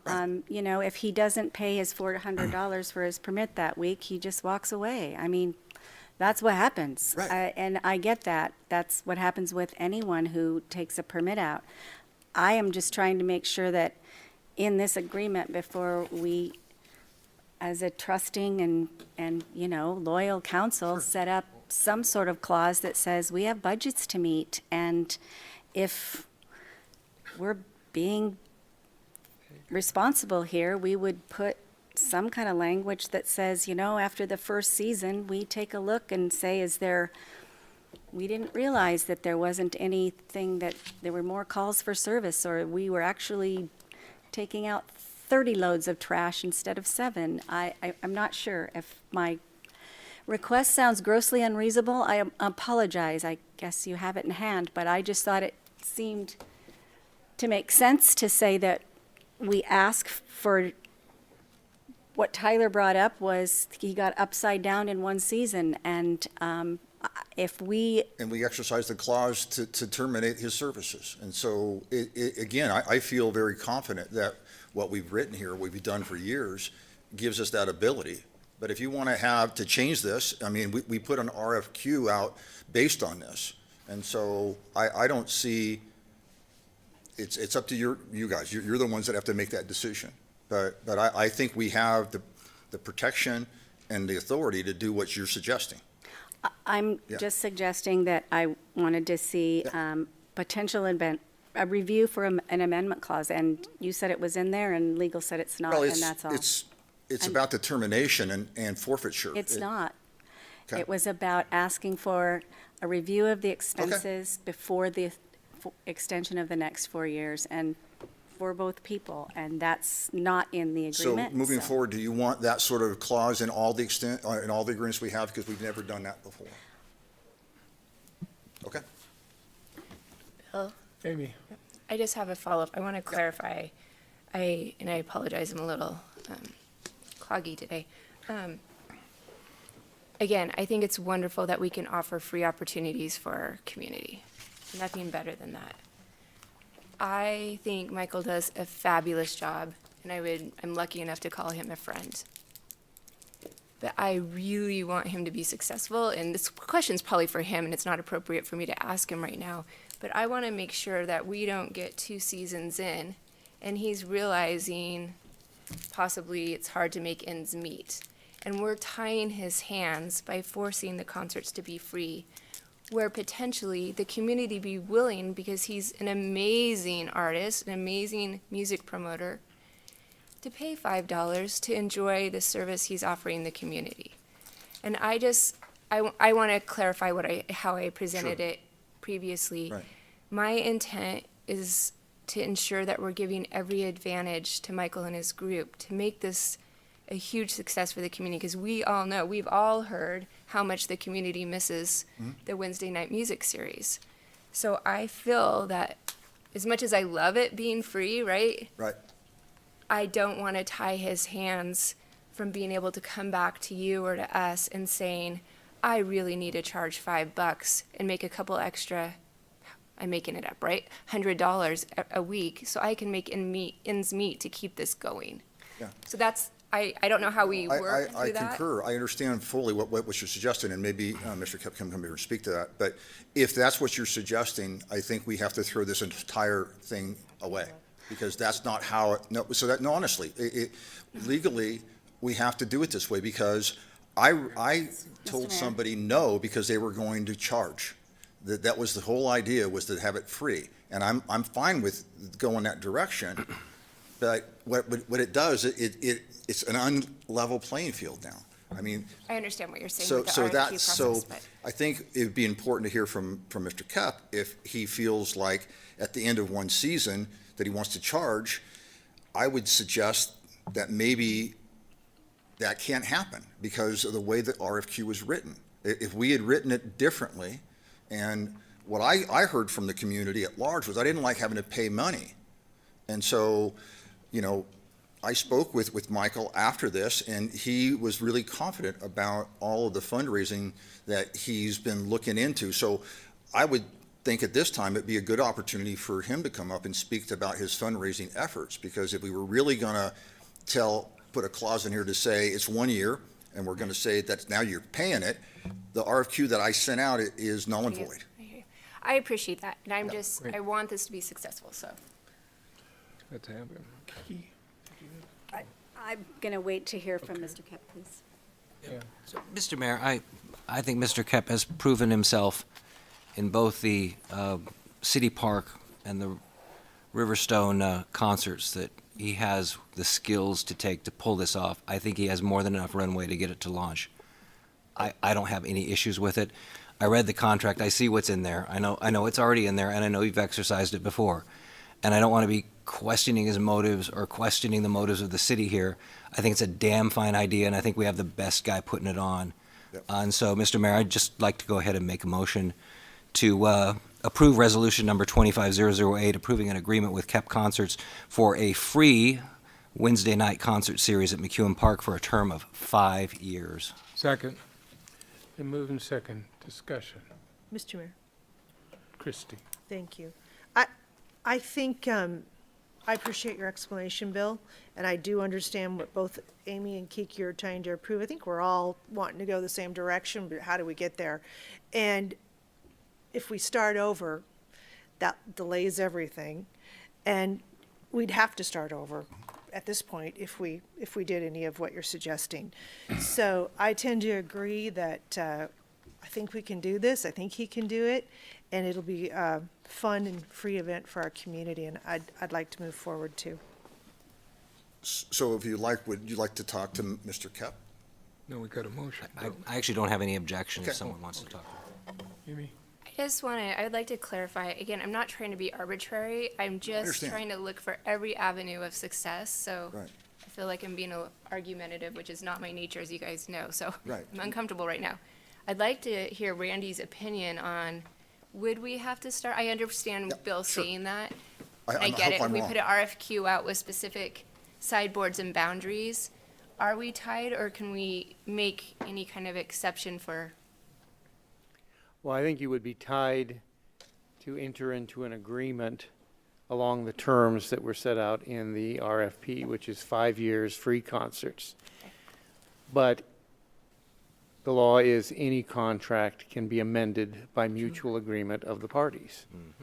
So it does not foreclose council and Mr. Kep from trying to amend the contract at some later date.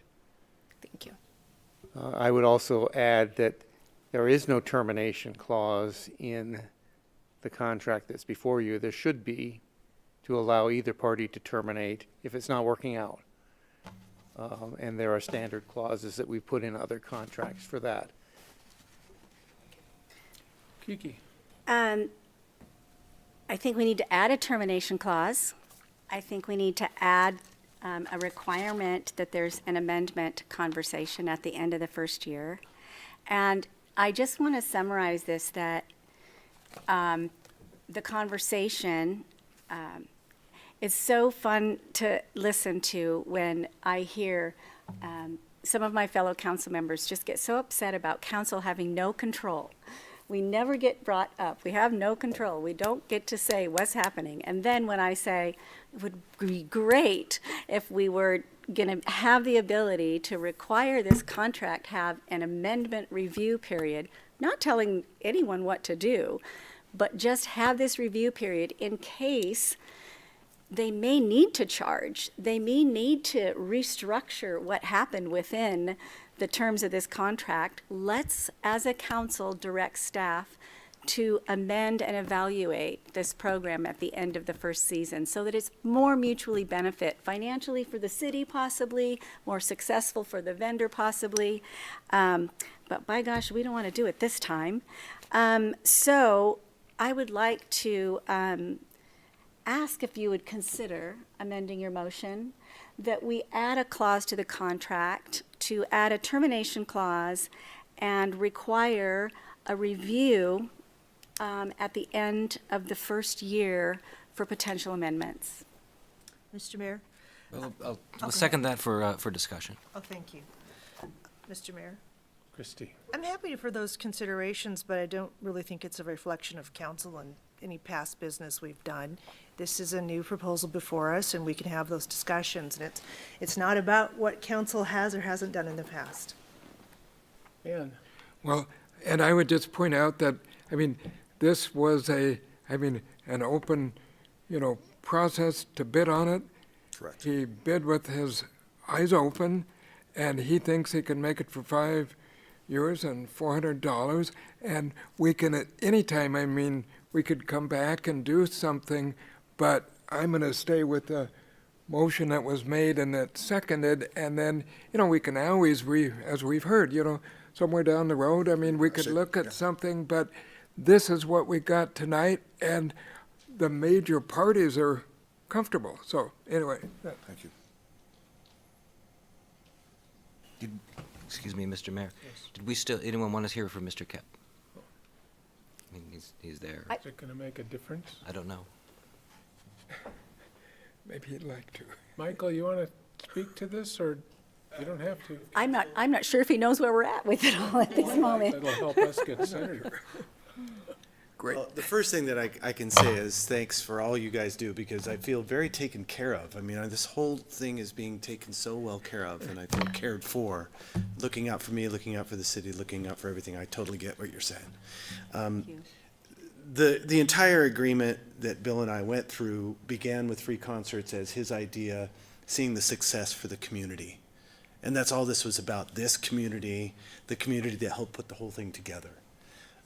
Free concerts seem to make complete sense for the community, especially in these times. Let's get together, let's dance in the grass, let's, music, very, very simple concept. I know that much of my trying to put together the RFQ, I had to do a lot of thought, and most of it came from not the RFQ, but learning how to do the Music Man's show, and had to ask a lot of questions of people that had done it before. Even you, I'd asked you a few. So this is a growth thing.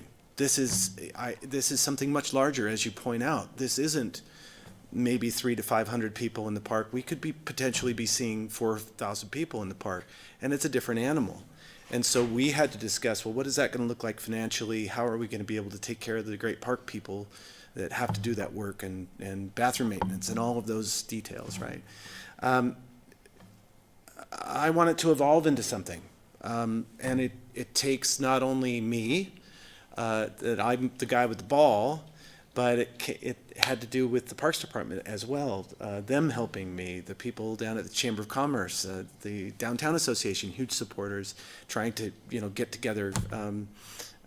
We've got business people that I'm talking with, and vendors. I honestly, I'm going to say this here, and I don't know how this is going to look, but I originally didn't want to charge the vendors.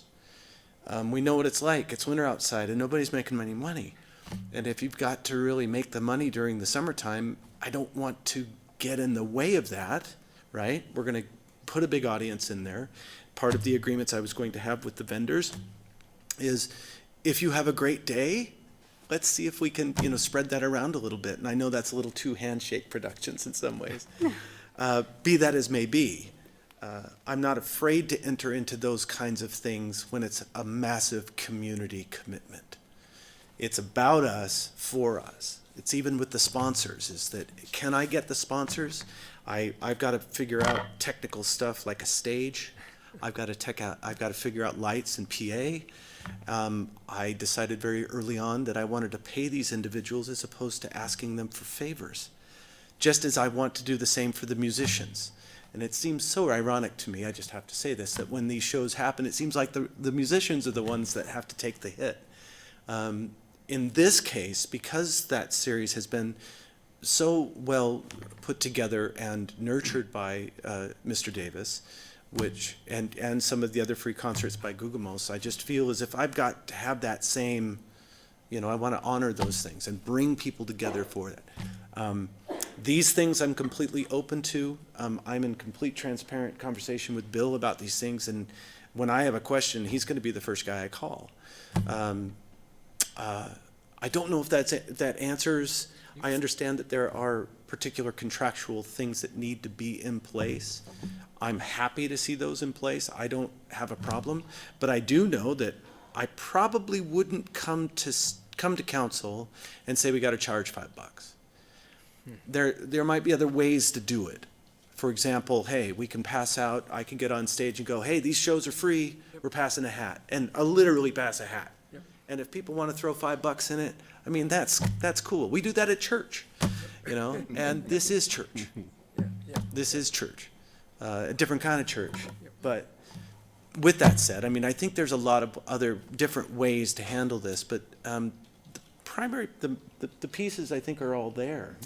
And, you know, any amendment, I'm completely open to. It's a group, it's a team doing it. I've got the ball. So how we can score with this thing, I'm all over it.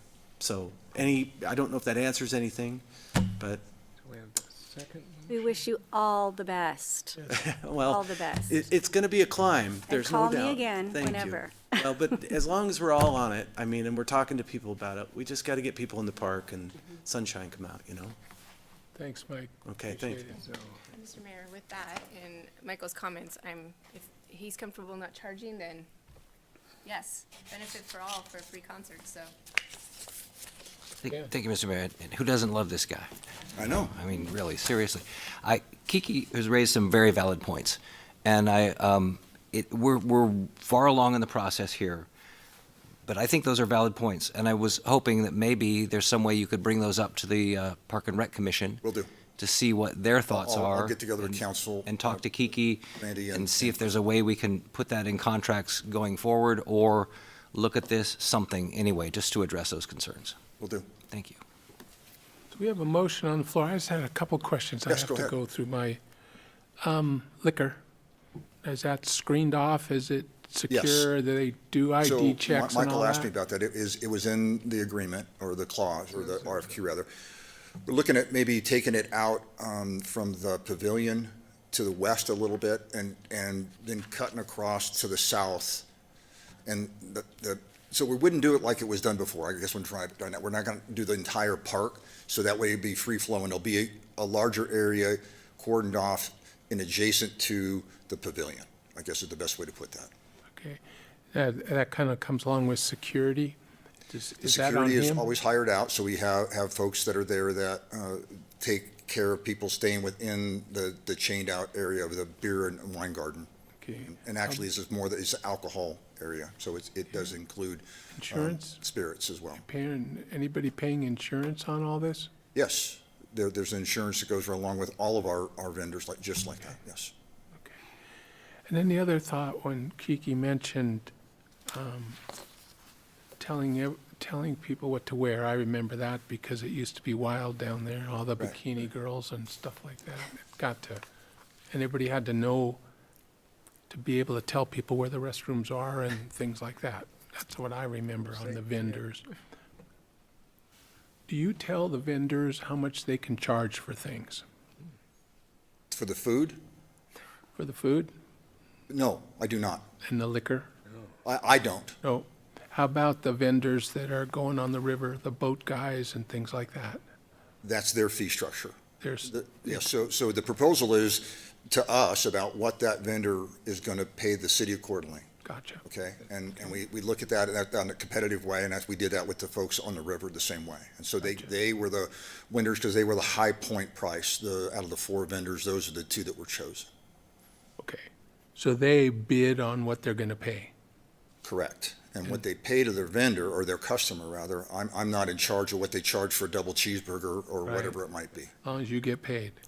Correct. Okay. And as long as it's a good cheeseburger, I don't mind paying for it.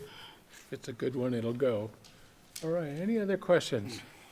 So we have a still motion. have a substitute motion, or is No. that going to get withdrawn? Oh, he withdrew? No, I think it's just his motion, right? Yeah.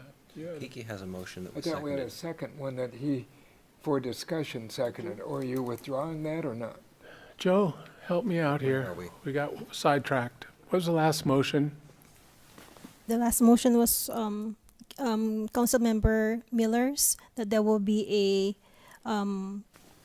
additional termination clause, and then there will be a review period in the case, and then it was seconded by Councilmember Gookin for discussion. So So- we need to vote on that one. Okay, let's, want So- to take a roll call on that? You want to say anything else? No, I just didn't know if everybody heard what the motion was. Okay. And So we're one gonna one go thing, if I on- could add, just real quickly, it just came to my mind, and it's something that Michael said that got my attention. The difference in the concert series at Riverstone and at City Park is they have a stage. He mentioned having a secure stage.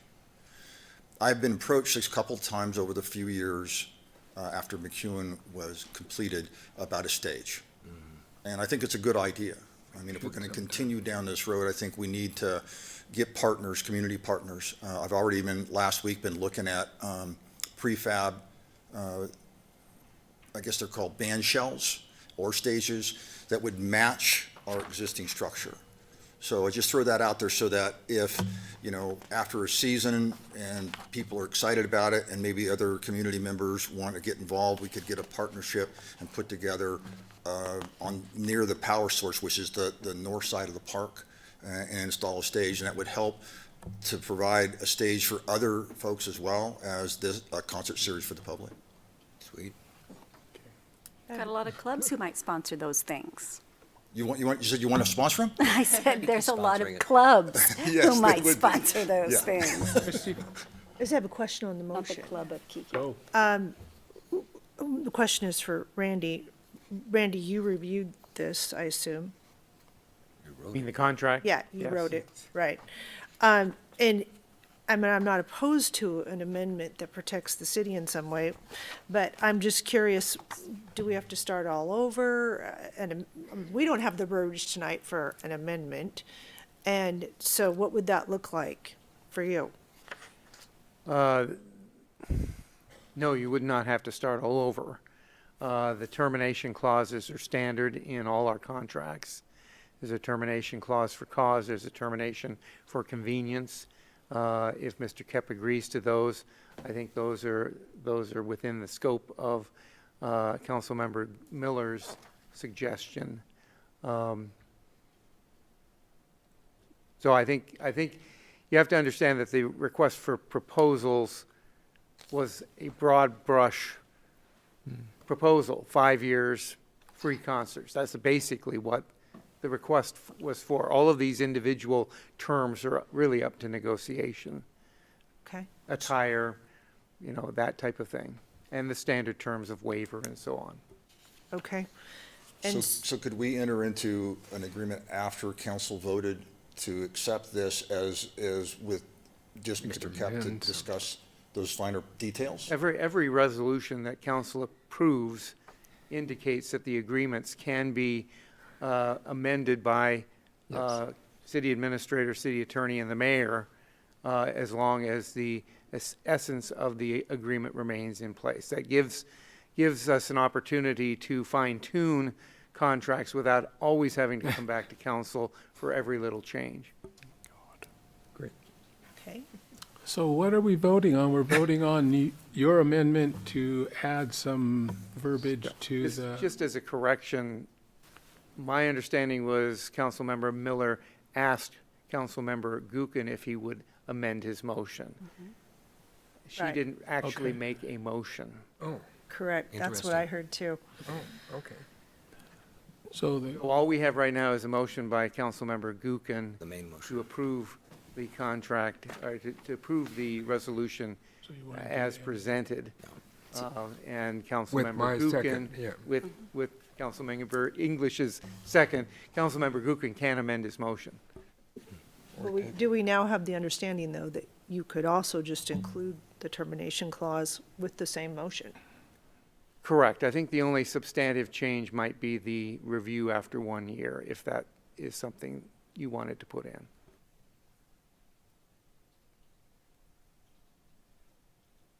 What do you want? Are you okay with that? I feel like it is prudent on the council's part to just put a little nudge in there to say, this is a big deal. We just want to say it's in your agreement that you're going to sit down after this first year and make sure that you've crossed the Ts and dotted the Is and everything's working out. Review for any potential amendments, and it's in there for you to do it. If you say you're doing it all along, all the time, and you're negotiating everything as you go, great. Again, I was my point to the request. previous promoter. I mean, that's how it went down.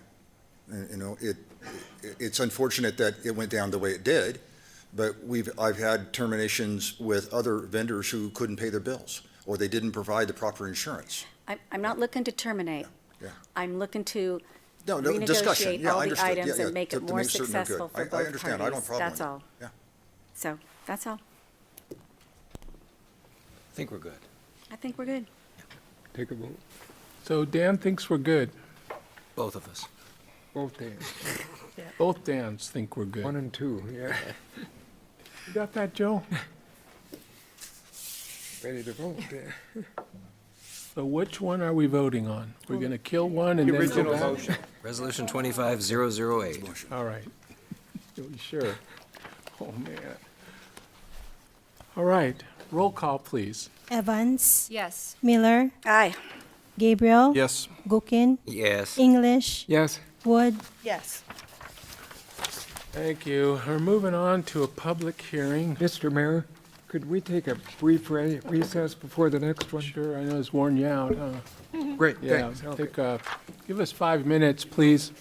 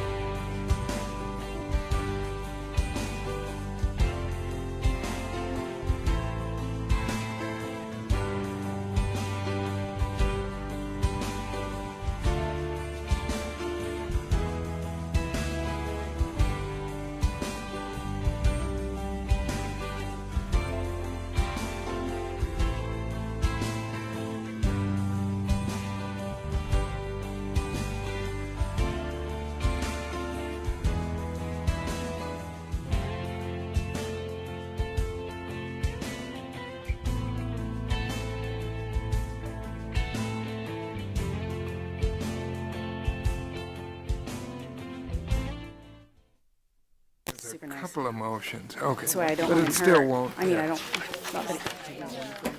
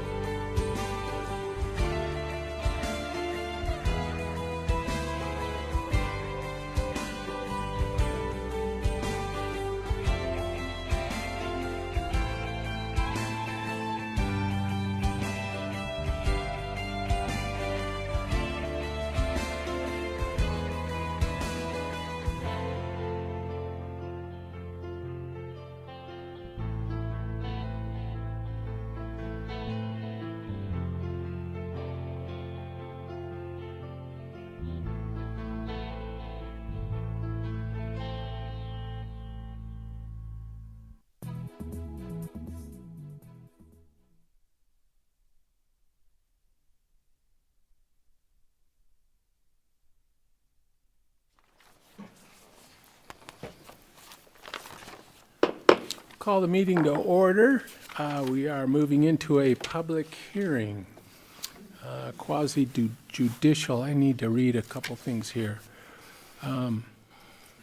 Conflict of interest. Does any council member have a conflict of interest that should be disclosed? Hearing none.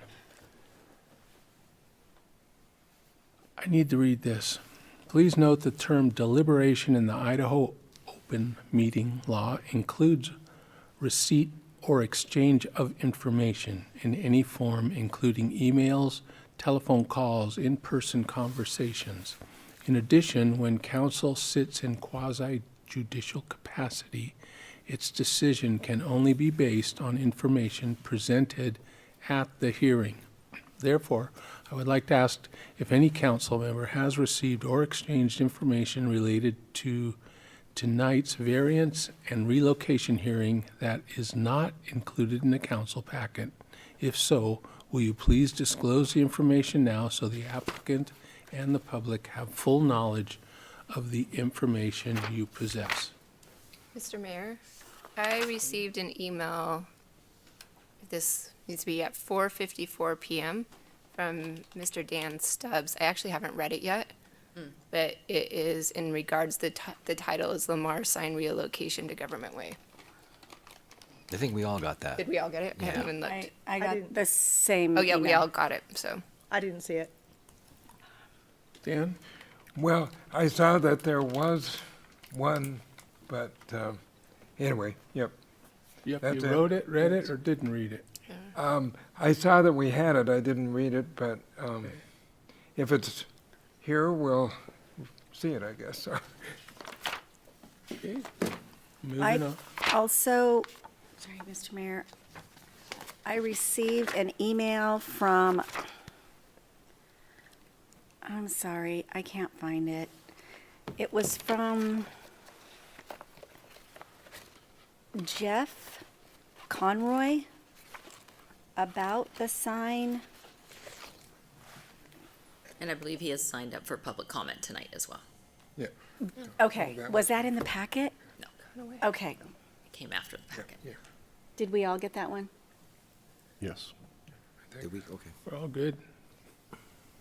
So we can move on. I do have a question, Mr. Mayor, if I could ask the city attorney, before we start, if you could just remind us what the nature is of a quasi-judicial hearing. Council acts in either quasi-judicial or legislative mode. Legislative mode is passing laws that affect the public in general. Quasi-judicial is any action by council which affects a specific person or issue or interest. And that's really the only difference? Well, I mean, obviously, the procedures for each are different. For a quasi judicial, council must base its decision only on information presented to it in the public hearing, which can include written comments that are provided to council during that hearing. Legislative does not have that requirement. Thank you. And they get sworn in if they talk in person, or? Yes, in a public hearing, witnesses are sworn in because it is testimony, it is evidence that the council must base its decision on. Okay. I found the email. It actually came from a Silver Creek email, and it's from Jeff Conaway, and it was addressed to all council. So we're moving on with the quasi-judicial BR 1241 Lamar. Advertising of Spokane is requesting a variance in conjunction with relocation. All right, thank you. I know that it's a lengthy PowerPoint in your packet, but there's a lot of pictures, so we're going to flow through it pretty fast, and we can back up at any time. So we are here tonight because Lamar Advertising of Spokane has requested the movement of a billboard, and in conjunction with that request, they were in need of a variance. So council has passed 2 ordinances recently that allow for these actions to go forward. And again, the purpose within the sign code, I'm going to put it up front here. It's also going to be reiterated in your findings. So just wanted to set the stage. I like to kind of begin with the end in mind. You're going to be having a few sets of findings you'll need to make tonight. And so hopefully the information we provide you in the PowerPoint will help you with those findings as you work through those sheets tonight through this public hearing. So the billboard request is to be moved to 3119 North 2nd Street. As you know, this outlined in red parcel is a storage unit facility, and it actually fronts 2nd Street, but the proposed billboard location is along Government Way. So you may hear references to Government Way and 2nd Street in reference to this property tonight. Lamar has requested a variance on 2 required sections of the relocation of a sign. One is in regards to the height requirements, and the second is regarding the minimum distances from residential zoning. Under the code, a variance can be granted upon the showing of an undue hardship by the applicant. It's based on site characteristics, and the approval of the variance would not be contrary to the public interest in the purposes set forth in that sign code. Site characteristics can be determined based on the location of the sign. And as noted in Randy's staff report that he provided in the packet, an undue hardship is not clearly defined in Idaho code. However, he provided you a couple definitions for the definition of a hardship. Can be an unreasonable or disproportionate burden or obstacles. So that is something you can refer back to if you need to, or ask Randy for further clarification. Okay, the height requirement in the code under the code section 1550-400C 4E states that no increase in height of a billboard shall be permitted except where, except where needed for clearance from the ground to the bottom of the billboard for roadway safety. So that's the original code section that is being asked to be given a variance tonight. There is a section in the code that talks about the council findings, referring to the compatibility of buildings within 300 feet. That does have a section in there that talks about if the billboard would be blocked by a building or if buildings would be blocked by a billboard. There's another code section there that would allow for some height additional there. The height and residential measurement. So the height of the billboard to be relocated from Northwest Boulevard is approximately 25 feet 8 inches. The site was a little tilted, so it went from 24 feet to 25 feet 8 inches at the highest, so we are using that measurement. The relocated billboard height is proposed to be 37 feet.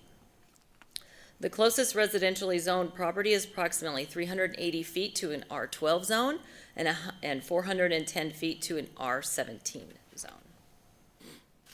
Here's some pictures of where the sign currently exists on Northwest Boulevard. You might know that intersection kind of, it looks like, was that lacrosse? I can't It's remember. lacrosse. Thank you, lacrosse. And then over here, we have where the proposed sign would be with the renderings provided from Lamar, so you can get a visual idea of the differences between the two sites.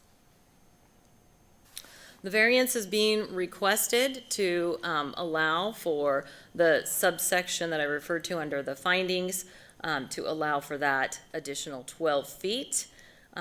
Lamar is stating that there are some site restrictions, limited possibilities, and some additional OSHA requirements, and they'll have an opportunity after the staff report to present their request to you in full.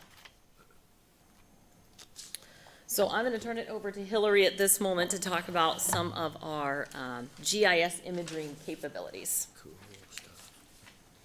All right, good evening, Mayor and Council. So just wanted to talk through some of the images that are in the staff report, and I'll kind of explain to you as I go. So Esri is a product that you're more familiar with, we call our GIS mapping. And so we have our city map, and so you can kind of look online and you can get information on what exists in the city for zoning and property owner and all these things. We have measuring tools, we have different things. Well, as part of our work for looking at the downtown core and infill zoning district, we've been also looking at modeling and kind of looking at a base map, and that allows us to do some different tools where you can kind of like pivot around a site, and you can do things where you can build up a building height, and you can do different things, and you can look at how it might be visible from a different property, and so that's kind of the line of sight. And so I'll show you some images. So I did have Mike Berry, who's an associate planner, with us. He did these images. He did put the two buildings to scale, and then he did the billboard, the proposed billboard to scale. Some of the surrounding buildings are not all to scale, so I'll just wanted to point that out, and it doesn't show trees or other things. So there's other things that might be affecting views, but just wanted to at least show this as an example of a tool that's available. So with that, here's the first one that shows the line of sight. And this is showing the views, potential views of the billboard from east of the subject property. So this would be 2nd Street here, this would be Government Way here. This is the storage building where it would be located. That's the one that's 23 feet tall. This one is also a storage building that's 19 feet tall. And this is the billboard that's proposed, and that's to scale with the height and the V and the depth, and all of that is to scale. So this kind of shows from these different buildings where it's possible that there might be views. And these are the townhouses that are east of the subject property, and then this kind of shows south and west. And I'll show you some other images of where those views could potentially be. Again, there might be trees and other things or other buildings that might screen those from view, but this is kind of worst case scenario. And then this is a possible line of sight if you were north of the subject property, kind of up near, yes? I have a question here. Sure. Hillary, can you, You wanna in go a back lot of one? the narrative in our packet, it's the Coeur paving Yes. building is referenced. Can you just show us where that is, and Go back one. I just want to get my bearings. This one, I believe this right here is Coeur d'Alene paving. Okay, thank you. Yeah, you're welcome. So I think in the applicant's narrative, it had indicated initially it was 40 feet tall. I looked at the building permits and it's 30 feet tall, so that was corrected in the staff report, so. And then, so here is, as I mentioned, so this is kind of north looking back south. This is Government Way.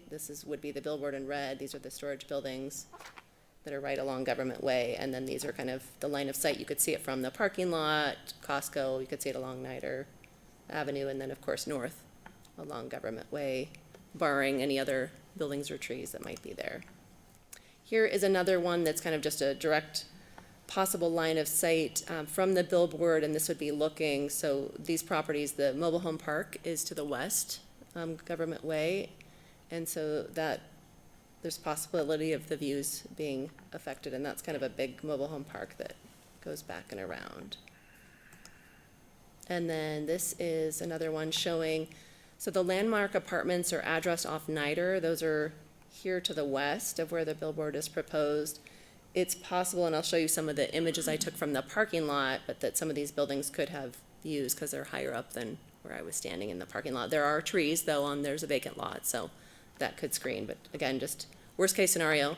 And then there's kind of in between buildings, there could be views. And then, of course, we already looked at up North Government Way. So as Renata had mentioned, the variance request addresses the height and then, of course, the proximity to residential. And so there are the two sections that she noted that relate to height, and the one supersedes the other one. So that's why there's the variance request, because the code is that it has to be the same height as the existing sign to move it, but there is the ability to request a variance. The second one is a proximity to residential zones. And so again, there are some residential zoning districts that are closer than 500 feet. There are not designated historic districts, there aren't schools, churches, cemeteries, so those ones are not an issue, or parks. This is the map that was also in the staff report, and so you can see here, this is the proposed billboard location. Within 650 feet of that location is the R12 PUD. The townhouses are here. We have some townhouses being built by Habitat for Humanity up here on R17 property, but these are the two that are within the 500 feet, hence the variance request. So the R12 and the R17 properties.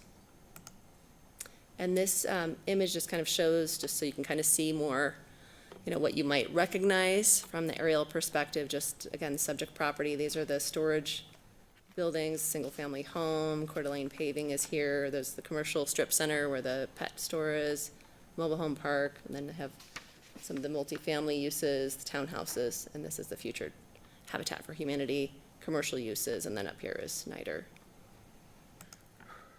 So again, existing land use is just from the context of our GIS mapping, so you can see that, and then the apartments are here to the west, mobile home parks, the residential uses in these locations. So the variance request for Lamar is really speaking about the proximity as well, and so they have in their request for variance have talked about how they have designed the sign to help mitigate some of those issues, and so talking about the V-style sign that turns the face of the sign away from the residential areas that they feel would help mitigate the views, and then they did note the paving, Coeur d'Alene paving building height could also help block a portion of the view to those residential areas within the 410 feet, in addition to the trees and bushes. Renata, you want me to continue on some of the simulations, or? Sure. All right, so we're gonna try and speed through some of these photos for you. We're gonna ask your patience to get through the entire presentation and then move on to Lamar's presentation and then public comment. So you have seen some of these before. This is a view from the rear side of the billboard showing the back side of that V-shaped sign. And again, some of these, you will be making some findings of applicability and aesthetics to within the 300 feet of the building. So just kind of keep that in mind as you're looking at some of these photographs. I don't think I really need to narrate much for you other than this is 2nd Street that shows the backside of the apartments and townhomes, and this is the backside of the storage unit. Well, let's see, their front side of it. And then the back side of that commercial strip mall. So you have 3 variance findings, and you have a worksheet in front of you to help you through that as you listen to all the further presentations. So I won't read through those right now. And then the billboard relocation request on the guys that the variance is requested, you will be needing to make certain findings regarding the relocation request as well. Some of the photographs involved in this presentation might also help you with your decision making as you go forward. As required by law, we did do the notification of properties within 300 feet of the proposed site. These are that area around. The site plan was provided by Lamar that demonstrates the underground electrical, the drive aisle for fire. Renata, were there any responses from the notifications? No, I did not receive any responses. Right, thank you. And then the landscape strip and the sidewalks, that is all included in the site plan there. They are requesting for it to be an illuminated electronic messaging display sign. The code requirements are listed there before you. In their application, Lamar has agreed that they will meet all the requirements set forth in code upon construction. It does require that the proposed billboard be along an arterial, and the green line indicates government way as such. So it does meet that requirement as well. There are 8 relocation findings. Again, I won't read them all for you. They're up on the screen there, and you do have a worksheet in front of you. But we will go through each one to give you a little bit more detail to help make your decisions going forward. Finding 1 references the purposes within the sign code. There's 6 there for you to consider. Finding number 2 references the definitions within the sign code, and the application packet does meet all of those categories. Finding number 3 talks about would the proposed relocation result in a negative impact to the visual quality of general area? So that's, again, something to be looking for as you're looking at some of these renderings and areas as you are within that 300 to 500 feet zone of the billboard proposal. This is northbound on Government Way, looking around that Costco and Safeway development area. You can see that's a little newer development than some of the other parts of Government Way that have the street trees included and sidewalks. A little more landscape strips down in that area. It's a little difficult to get a good picture of that intersection of Niter and Government Way, but we did the best we could to provide you that as well. And again, 2nd Street. It's getting some development right in this area right now for the Habitat Humanity townhomes. So that'll take on a little different look as it is developed.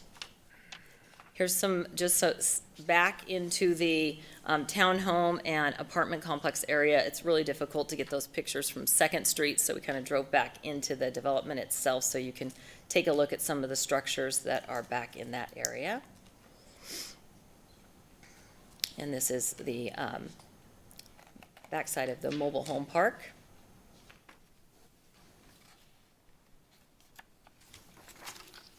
Finding number 4 is going to be whether it's compatible in appearance and layout to adjacent uses. And so again, for you to need any more of those pictures, you can let us know. Finding number 5, will the proposed relocation block a view from a public right-of-way of any historical or architecturally significant buildings? Staff did not find any in that area. Finding number 6, again, is whether the relocated billboard will be compatible with buildings within that 300-foot area, and or whether the view of the billboard would be blocked by buildings or views would be blocked by the billboard. Views of a building would be blocked by a billboard. And again, that's that 300-foot zone that you'll be referencing. Renata, could I ask, on 6 and 7, are those yes/no questions on findings? You have a finding worksheet in front of you, and I think it is does or does not meet this, and maybe a line for specific things you'd like to note. Okay. I think, Thank I you. can't remember, I don't have it in front of me right now. Yeah, it's yes or no. Is or is not. Yes, okay, Will, yep, will not, yep. does not. Is or not, or would not be. And you could, number 7 has a line for based on the following, if you'd like to add some specification in there.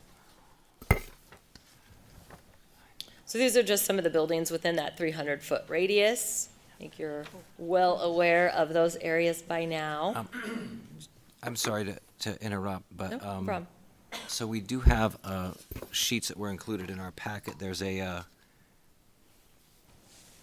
2 of them. Yes, there will be one for the variance so request the one that for you the will, variance, you will that's first. consider first, yeah. And then the other one has all the findings listed on it. So that's why you don't see the numbers on it. Thank you. Yep, no problem. Here's some pictures of the townhomes that are enclosed in that development. Again, just a view of the mobile home park that exists off of Government Way there. And finding number 7 was whether the proposed billboard relocation will be unduly disruptive to traffic or residential uses. And finding number 8 will the billboard relocation comply with city standards for illumination and electronic message boards? And according to their application, it will. So the actions requested, or for you to obviously have the rest of the public hearing, approve or deny the request for the variances, and or approve and or deny the request for the relocation of the billboard from Northwest Boulevard to the 2nd Street address. The applicant's presentation would be next, then public comments, then a period of time for rebuttal, and then your motions and findings. And staff stands for any questions as well. Thank you, Mr. Mayor. So Renata, on your slide after finding 6, and I don't know what number it is, but it shows the 300-foot radius. Yeah. Buildings within a 300, and the 300-foot radius is from the property the building or the billboard is located on, not really from the billboard itself. Correct. Correct. So how does that? The findings, I think, is specifically to say whether it's compatible with buildings or structures within that 300-foot area. And for our notification purposes and everything, we use 300-foot boundary from property lines. Okay, thank you. Thank you. Renata, and again, I don't know the slide either, but okay. in one of your statements, you used the word in the measurement of approximately. So how were the measurements taken that you determined? Yeah, okay. I'm not sure which approximately. In our GIS mapping tool, we have the ability to get in there, and I pointed it at where the billboard is located, and then you can do the measuring tool based on feet, and then you can drag it and you measure it. So Then why are we saying approximately? We don't. Well, have- because I wasn't out in the field to be able to say it's an exact measurement, so it's as close as we could be, with maybe within a foot or two, but it's not. It's not a Okay. huge margin of error. Thank you. Sure.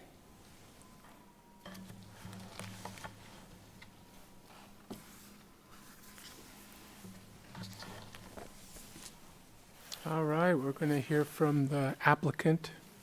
I have Dwayne. Welcome. Thank you. Thanks for sitting through all this. Mr. Mayor, council members, thank you for having us here. My name's Dwayne Halliday. I'm the Vice President and General Manager of Lamar Outdoor Advertising, and I spoke about a month ago here, and I really just want to thank you guys for giving us a chance to present our case, to overcome these two situations, the height and the spacing. I think we've done a good job of addressing those. Neil will have some more detail about that, but it's obviously ultimately up to your decision. I grew up on Government Way. Government Way has changed drastically. Government Way used to be a dirt road when my parents first bought a house there. I think we're taking a location off of Northwest Boulevard and moving it to a more commercial area. I think Government Way's becoming far more commercial than even Northwest Boulevard is. As the entrance into the resort, into the lake, our advertisers want to be in that area. With that said, again, I appreciate it. And just one other thing, when the police department was up here talking about the fentanyl situation, I thought about was partnering with them to say, oh my gosh, why would we not have a slot for the police department to have a photo of someone who was captured and say, this could be you next?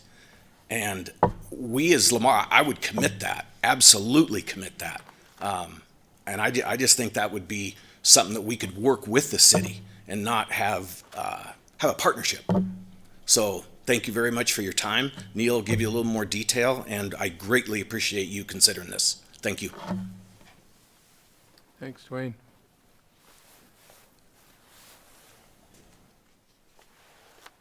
Neil, welcome. Thank you.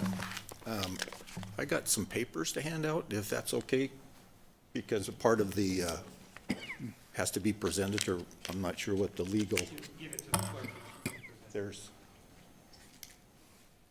There's 10 copies there, one for each of you, and a couple over here, or whatever needs to be taken care of. And I'll talk about that in a minute here. My name is Neil Schreibeis. I'm employed by Lamar Advertising.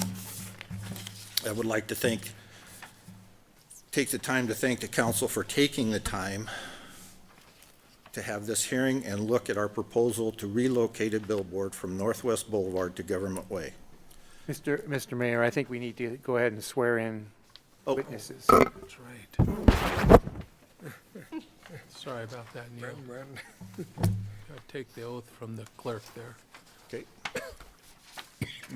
Please raise your right hand and respond by saying, "I affirm." Do you solemnly swear nor affirm that the testimony you are about to give is the whole truth and nothing but the truth, so help you God? I affirm. Thanks, Joe. The council had previously approved billboards to be converted to current technology with digital faces and to relocate inside the city limits. Lamar has converted 2 locations to digital signs, but they were not relocated to different properties and remained on the original properties. To date, we have not received any negative comments from anyone about these conversions. On the contrary, we have received very favorable comments from local businesses.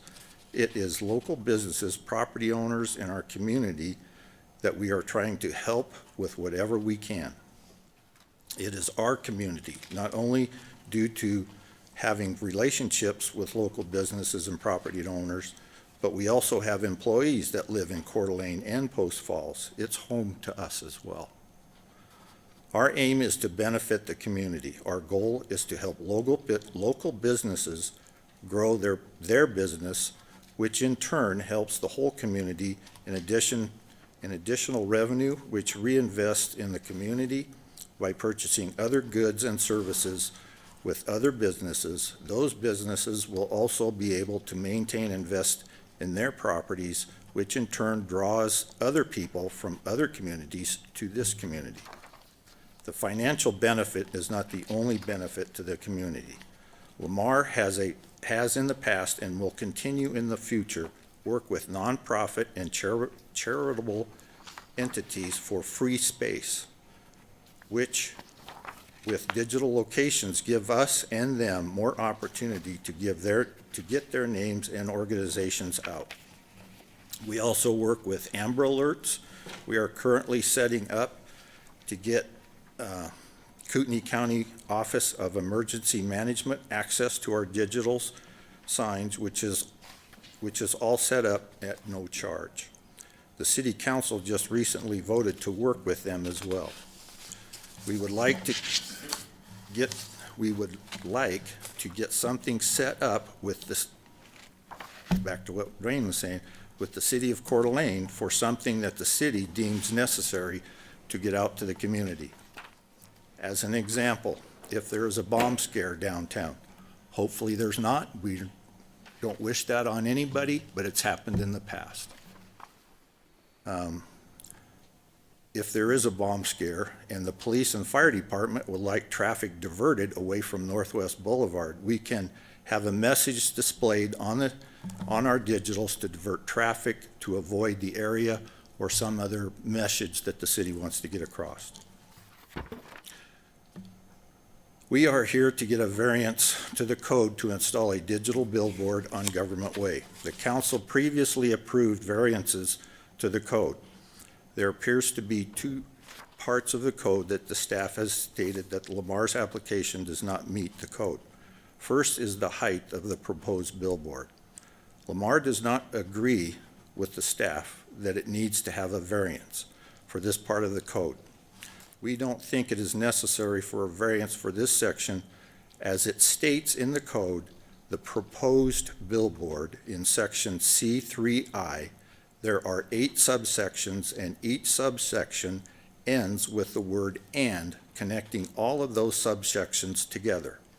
In subsection 2, it states that the proposed billboard meets the standards contained in the section and that it goes on, it ends with "and." Then it goes on to the next section.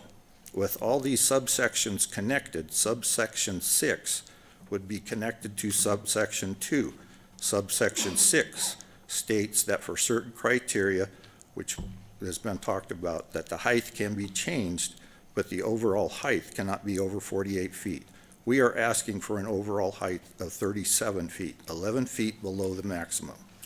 We have previously explained in our application and proposal why the height of 37 feet per section 6. If you'd like me to go into that, I can. The height of the sign is also discussed in page 26 of the staff's report that demonstrates the question on contradiction within the code that should be addressed at some time. There is also proposed variance in section 4H, which states that no billboard may be located closer than 500 feet to a residential zone. This location was selected because of the restrictions on where the relocated billboard can be. Per the code, we have to be within C-17 zone. Other than Highway 95, Government Way has the most parcels that are in a C-17 zone. It also has a large volume of traffic, which will help get messages out, whether advertising or for community awareness. Out of about 4 miles along Government Way, there are only 3 parcels that would be viable.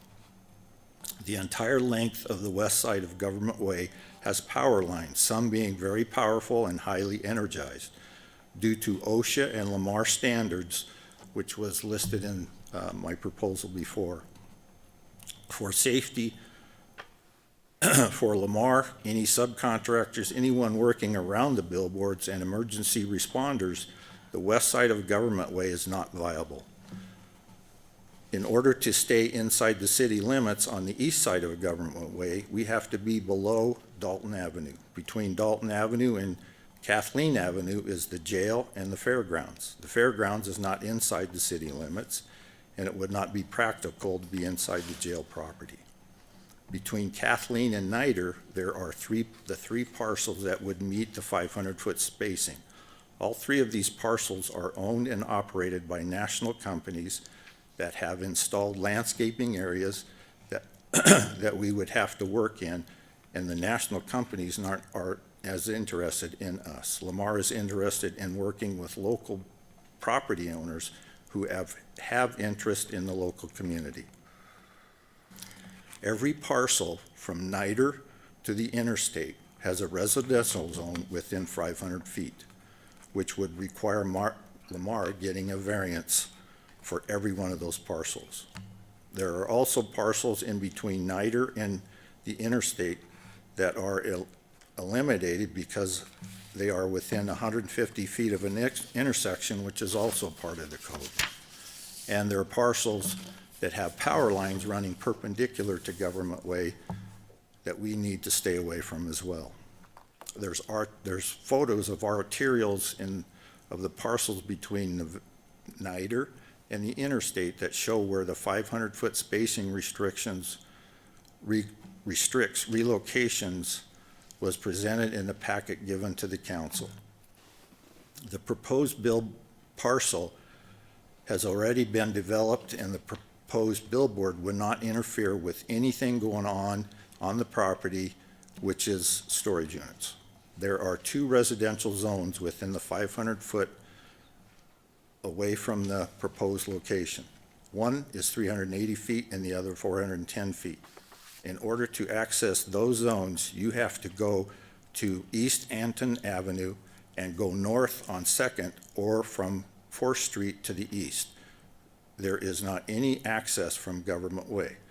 There is a residential zone that is over 600 feet away from the proposed site that has to be accessed from 4th Street off of Lunsford Road.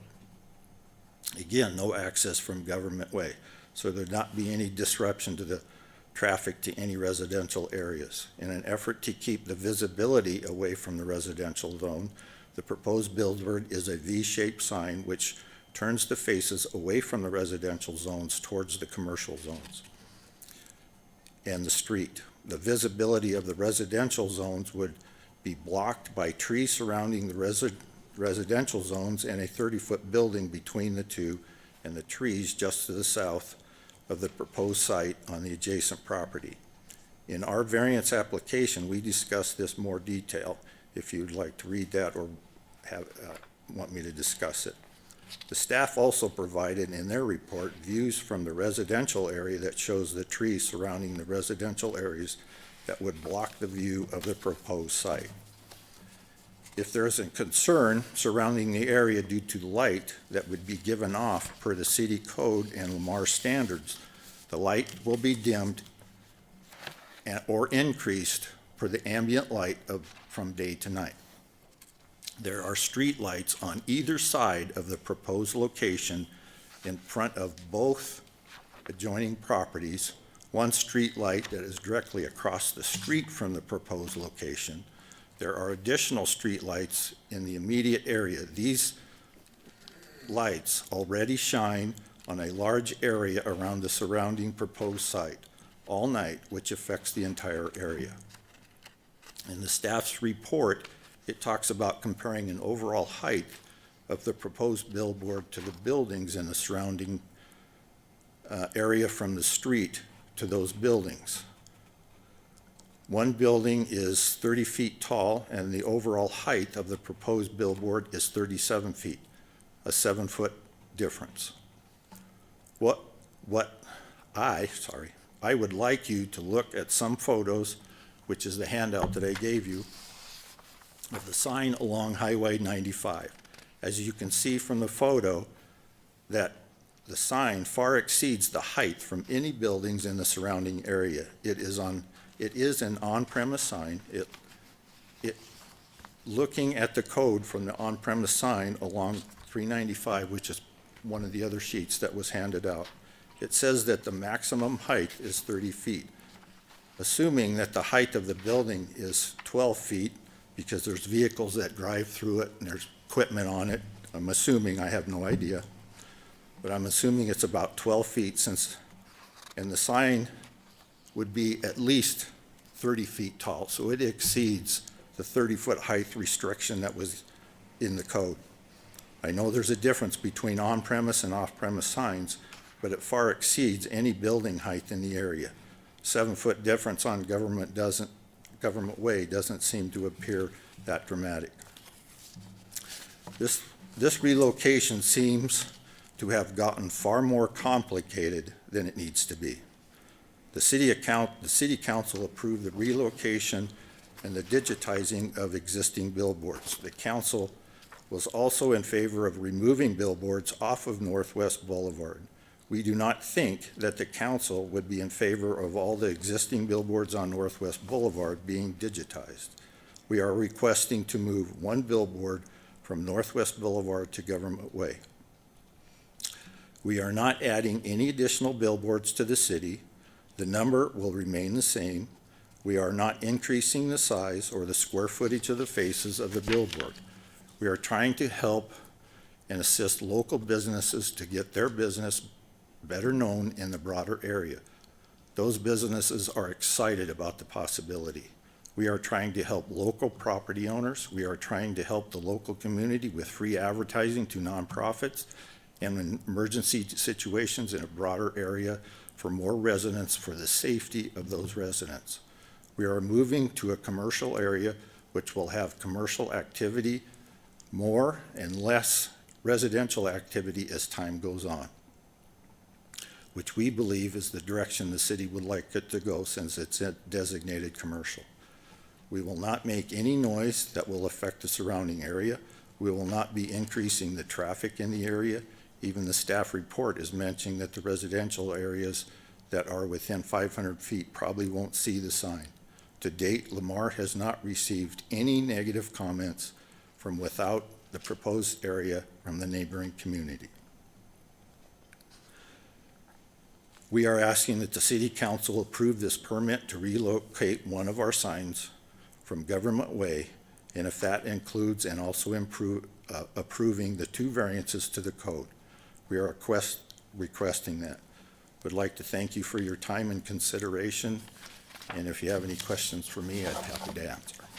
Questions, council?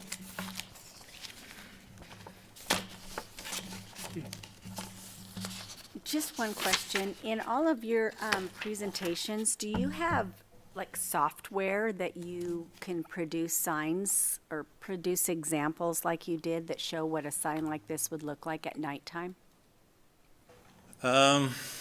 Probably.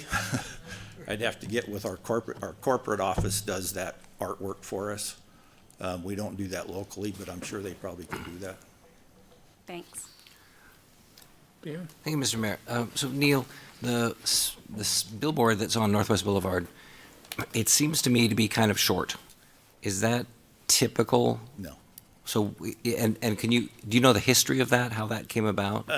That was built, I gotta go back, I think it was in 54, so it was a long time ago. And it's changed hands several times, and back then there wasn't hardly anything around on Northwest Boulevard. You could, you didn't have to get out of the way, and that's one of the reasons why it's so close to the road too.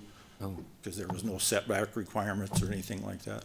When you guys will put in a new billboard, say, in a place that's very friendly to your business, what is your standard for setting the height of a billboard? As a general rule, it's eye view from a car. Really? I mean, obviously, having a sign at that height that's at Northwest Boulevard is a good eyesight. But there's typically now we have to get away from buildings or landscaping or different things that are in the area, and we're trying to be away from other signs in the, whether it's on that property or adjacent properties. There's a lot more, don't know a better way to, there's a lot more things that are in the way. Right. Because everything's more congested than it used to be. Okay, thank you. Any other questions? I have a question. Amy. Thank you for the information, and I spent a lot of time reading this over the last few days, so I appreciate the effort put behind it. I think I can ask this question, but I'm kind of going back to my old planning commissioner days and what we can and can't ask in a hearing, so just tell me to zip it if I need to. My question is, when you were originally looking at this site and we were creating this ordinance together, the city team and Lamar, and you must have realized at some point that maybe not the height issues, but especially the neighborhood distance was going to be an issue.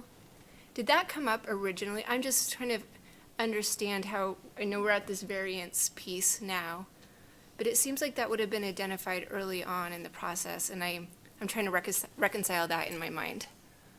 I have an answer for you. Okay. I'm trying to think of it to be delicate. The very first meeting that I had with staff, I told them that 90%, they had already presented and had written down this ordinance. We had no input on any of that being put in. And I told them at the time that 90% of that ordinance needed to be thrown out. Nothing changed. Okay. We were at some of the meetings, but very little, I shouldn't say nothing, very little has changed since that original draft that the staff had presented. Thank you. Other questions? Thank you, Neil. Appreciate it. I have a public comment, and all I have signed up for that is Jeff Conaway. Is Jeff still here? Yep. Didn't fall asleep, Jeff? Just kidding.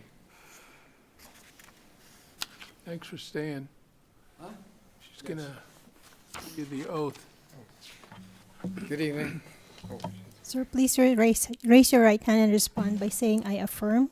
Do you solemnly swear nor affirm that the testimony you are about to give is the whole truth and nothing but the truth, so help you God? I do. Good evening. Thank you for having me. I addressed you at the meetings last fall regarding the changes considering relocating billboards and the ability for them to seek variances. And at that point, you agreed that that was okay and changed the code to reflect that. Recently, we have a sign project going on Best Avenue at the corner of 11th Street. where the preferred location was in the Vision Triangle. So I checked with Kelly Setters to see if there was a variance provision where we could have the Vision Triangle on that corner be made smaller. It's a corner lot.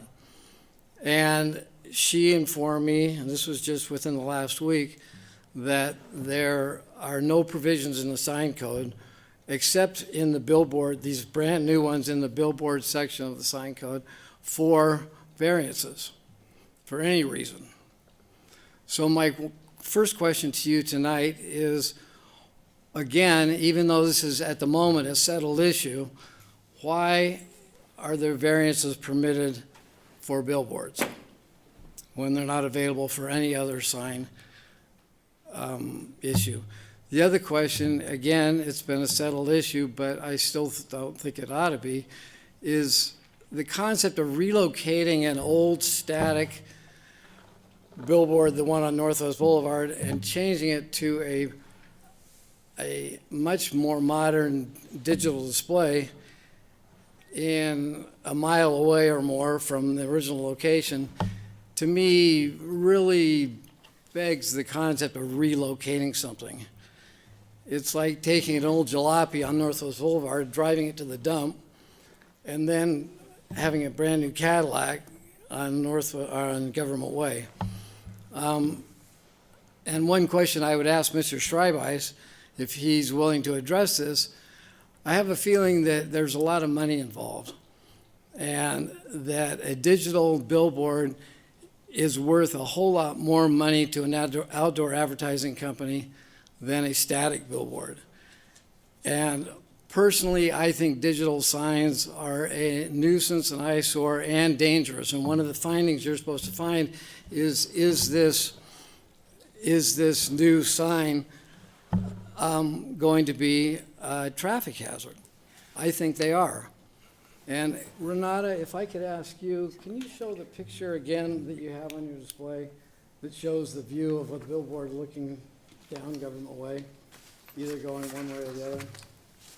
Is that possible? Sure, try. You keep talking. Okay, keep talking. You've got your time limit. Oh, I do have a time limit. I didn't realize I had a time limit. Mostly those two questions is why would a variance be permitted? And the other thing I wanted to point out, if she can find the photo, here we go, that one right there. That sign is 300 square feet. It's 10 feet by 30 feet. That's 3 times larger than any business anywhere in the city can have, and particularly on that section of Government Way. And it's just out of scale for the neighborhood. And we see it now with a static picture on it, but imagine that thing changing every 8 seconds. New message, new message, new message. I just don't think it fits. And I'm not so concerned about the views from all the other 500 feet this way and that way. I'm thinking about just the view from the average guy that's got to drive up and down Government Way. It's just out of scale. It doesn't belong in the city.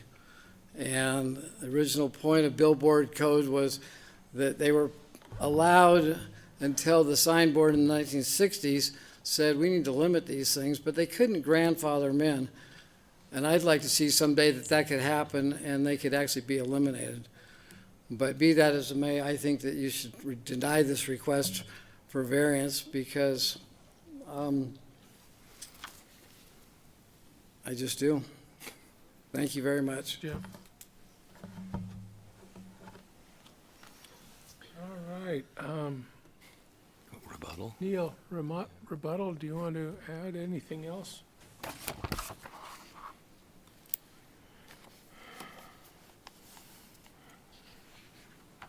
I hope I wrote down a couple of things that he was requesting. And the first thing is, yes, we do make more money off of them.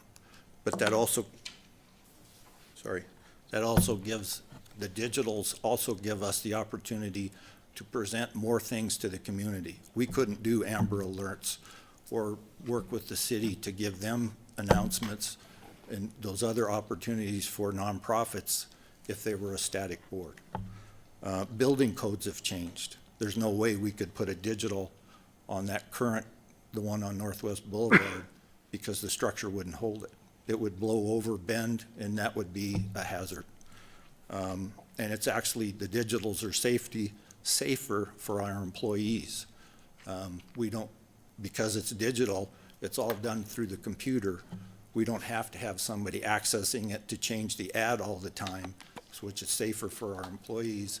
And when they do have to get on it if there's something broke or a module goes out or something, they use bucket trucks. So it's a lot safer for everybody all the way around.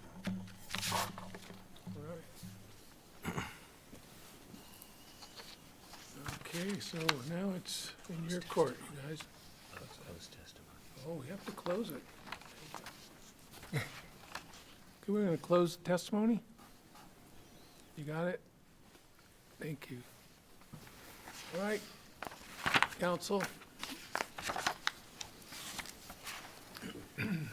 I would, well, just kind of starting at kind of the last stuff we heard is that I wasn't aware that these kind of billboards, you know, have a variance opportunity and other ones don't. So, you know, that's what we're not doing that tonight, but we should have it for other signs. If they don't, that makes sense.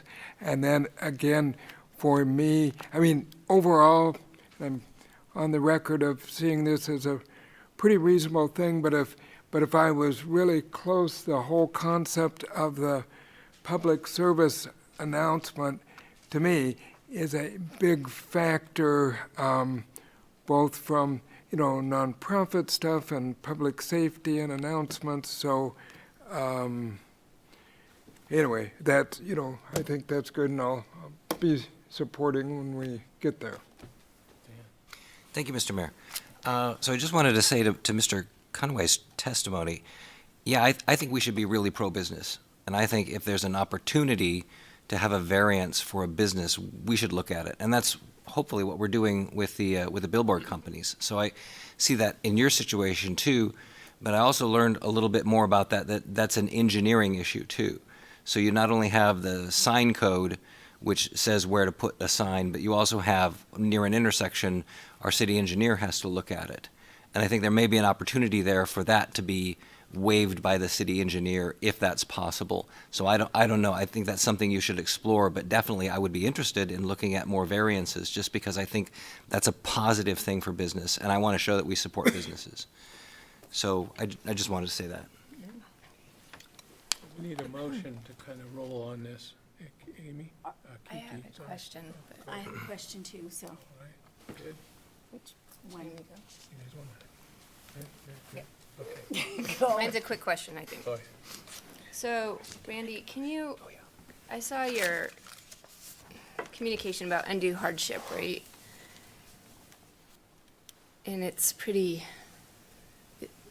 this is a tough one, right? So, my question is limited, Dan, did you have a comment? No, I'm just agreeing with you. Oh, sorry. Limited site opportunities, I hear cited as a possible undue hardship.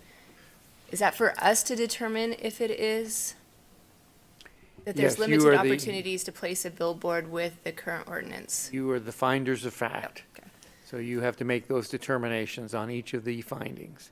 Judgment call. Yeah. Geek?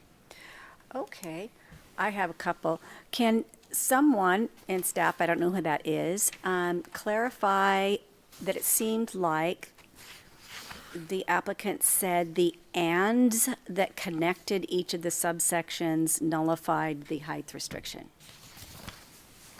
Is your legal department's opinion that that is not correct? There are standard rules of statutory construction that I explained in the staff report, and we stand by that explanation.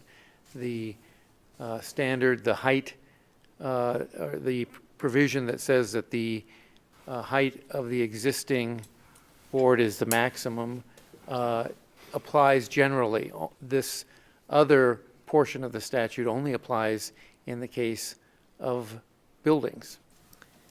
Okay. So, scratch that. Then the 500 feet per code, is that old code. In other words, that's new code. That's from the old billboard code. No, that's new code.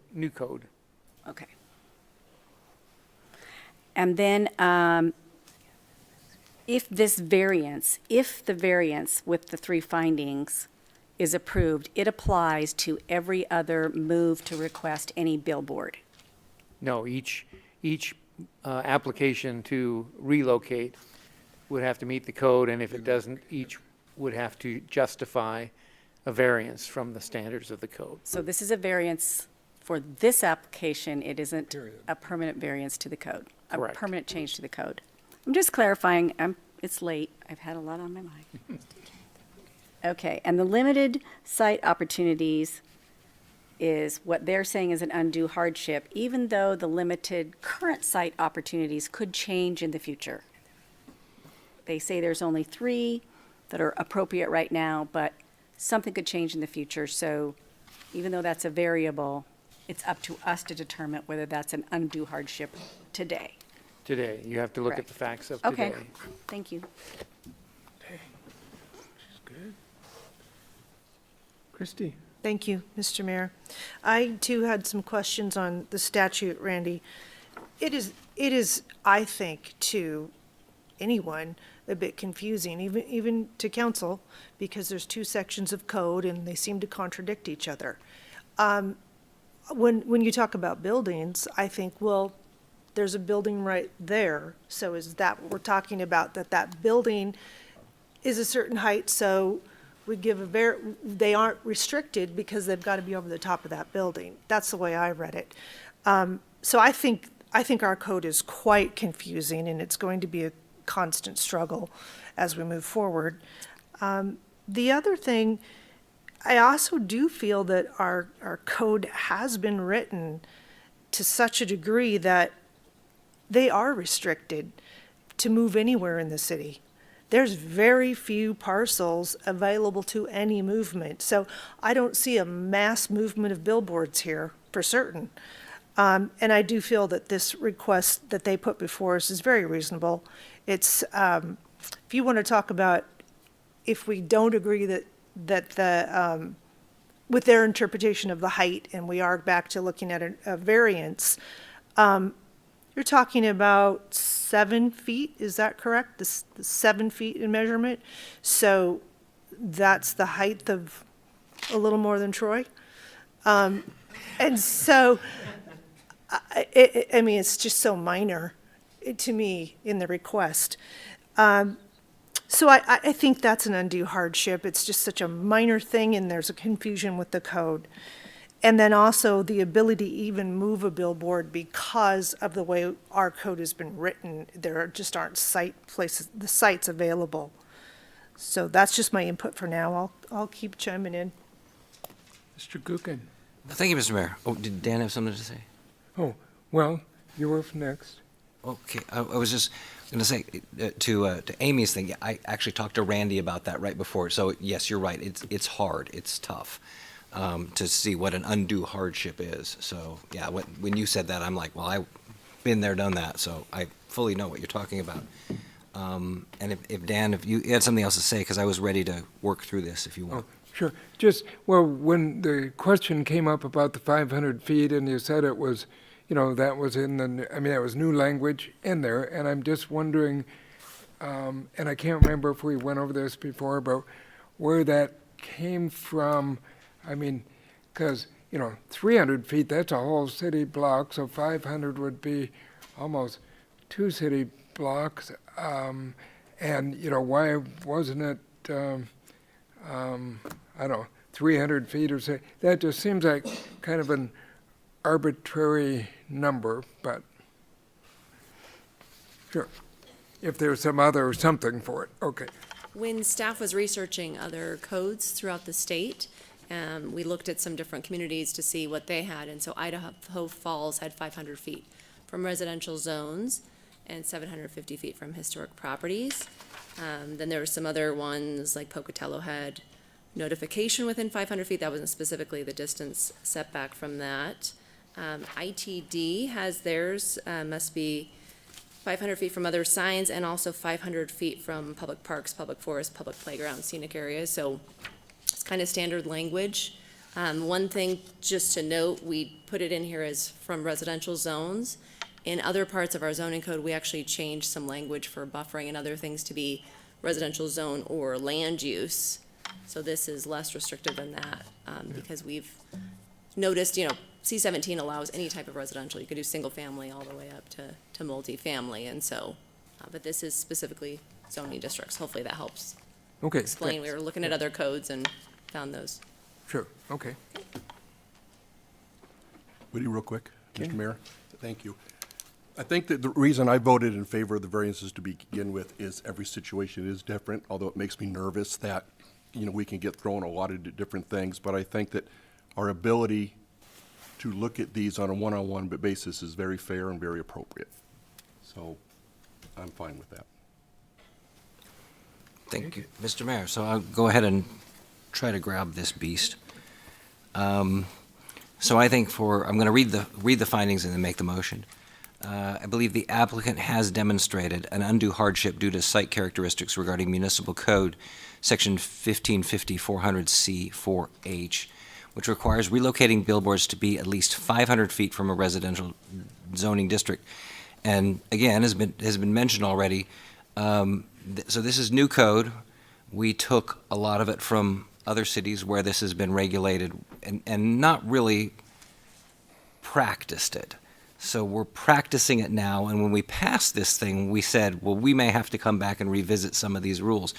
And I believe Neil, in his testimony, mentioned all the spots where they could potentially locate this. And it seems like they did the research and they looked at what it could possibly be, and this was their best location, even given the limitations and the restrictions based upon our code. And so I see that would be a hardship. And I actually think in the big picture, if we do revisit this code, we need to look at it and look at that 500 feet and see exactly, are there spots, where are the spots where a billboard could theoretically be located? I want to be pro-business. And I remember there was a time a while back, and I'm pretty sure it was in Idaho, where they wanted to do restrictions on registered sex offenders, that you could not live within this many feet of a park or this many feet of a school or this many feet of whatever. And it turned out they couldn't live anywhere. And the courts, I believe, if I'm recalling this correctly, ruled that that was too restrictive, that they have to live somewhere, and therefore you have to consider that. And it wasn't, in other words, it was an undue hardship, and I think we're probably backing this business into that same area, which is why I believe they have demonstrated that for finding one. Finding two, I believe the applicant has demonstrated an undue hardship with site characteristics with Municipal Code 1550-400C-4E, which requires that the height of a relocated billboard shall be no greater than the height of the billboard in its current location. We heard in the testimony that this billboard was put in the 1950s when it was probably an empty field at the time. And was Northwest Boulevard? No, it wasn't Highway 10. Was it Highway 10 back then? Does anyone remember? It was probably the old highway before they put in I-90. And it was, okay. And it's squat. I mean, it's short to the ground. And I do think that the relocation is going to be compatible with the building because it's not sticking way up compared to the buildings around it. It should, I mean, it's going to stick up, obviously, because they want the business. But I don't believe it's going to be obnoxiously high or out of character for the area. So therefore, I believe the applicant has demonstrated finding two. In finding three, the City Council finds that granting of a variance would not be contrary to the public interest of the peoples of Coeur d'Alene. Sign code, again, as I told Mr. Conaway, I think we should always have wiggle room. We need to be positive toward businesses. And in this case, we have, I believe, 12 billboards in the city. And I don't think this is going to be coming to us every year or every month. I think it's a rare thing. And we take them one at a time, and we show that we have that positive business attitude, that we can go ahead and do something positive for business, as well as take something away from Northwest Boulevard that's really hindering the views and vistas and all the stuff in the staff report that I marked They talked about, improving the neat, clean, and orderly appearance of the city. And I think moving that billboard off of Northwest Boulevard and onto Government Way, which is heavily commercial, would accomplish that goal. So that would be my finding for number 3. Therefore, Mr. Mayor, I would make a motion to approve the variance from standards for height and proximity to residential zones for a billboard location and to adopt the council findings and orders request for variance. Second. I got the Dan crew. Again. Discussion.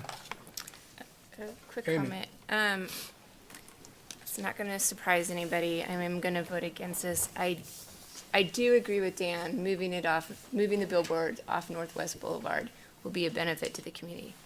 I've been very transparent. I'm personally not a fan of billboards in our community for the overall aesthetics. So I appreciate the work that's gone into this. And just for the record, I don't agree with undue hardship on finding 1 and finding 3. Any other comments? I'm gonna, I'm not sure what your points were about that. I am gonna stick with my original position on this in that I think, I'm in the same position I was. I got some new information and I appreciated that. I kind of did want to follow up on this PSA thing. I didn't ever hear them say that this was gonna be a free, spot for nonprofits and they did. and all of that. They said work with. So I think that's different than free. So I kind of hear it differently, and I could be wrong, but I've never heard them say free for city information, and that could be on any location that they currently are at, because I'm positive those are all going to end up being digital.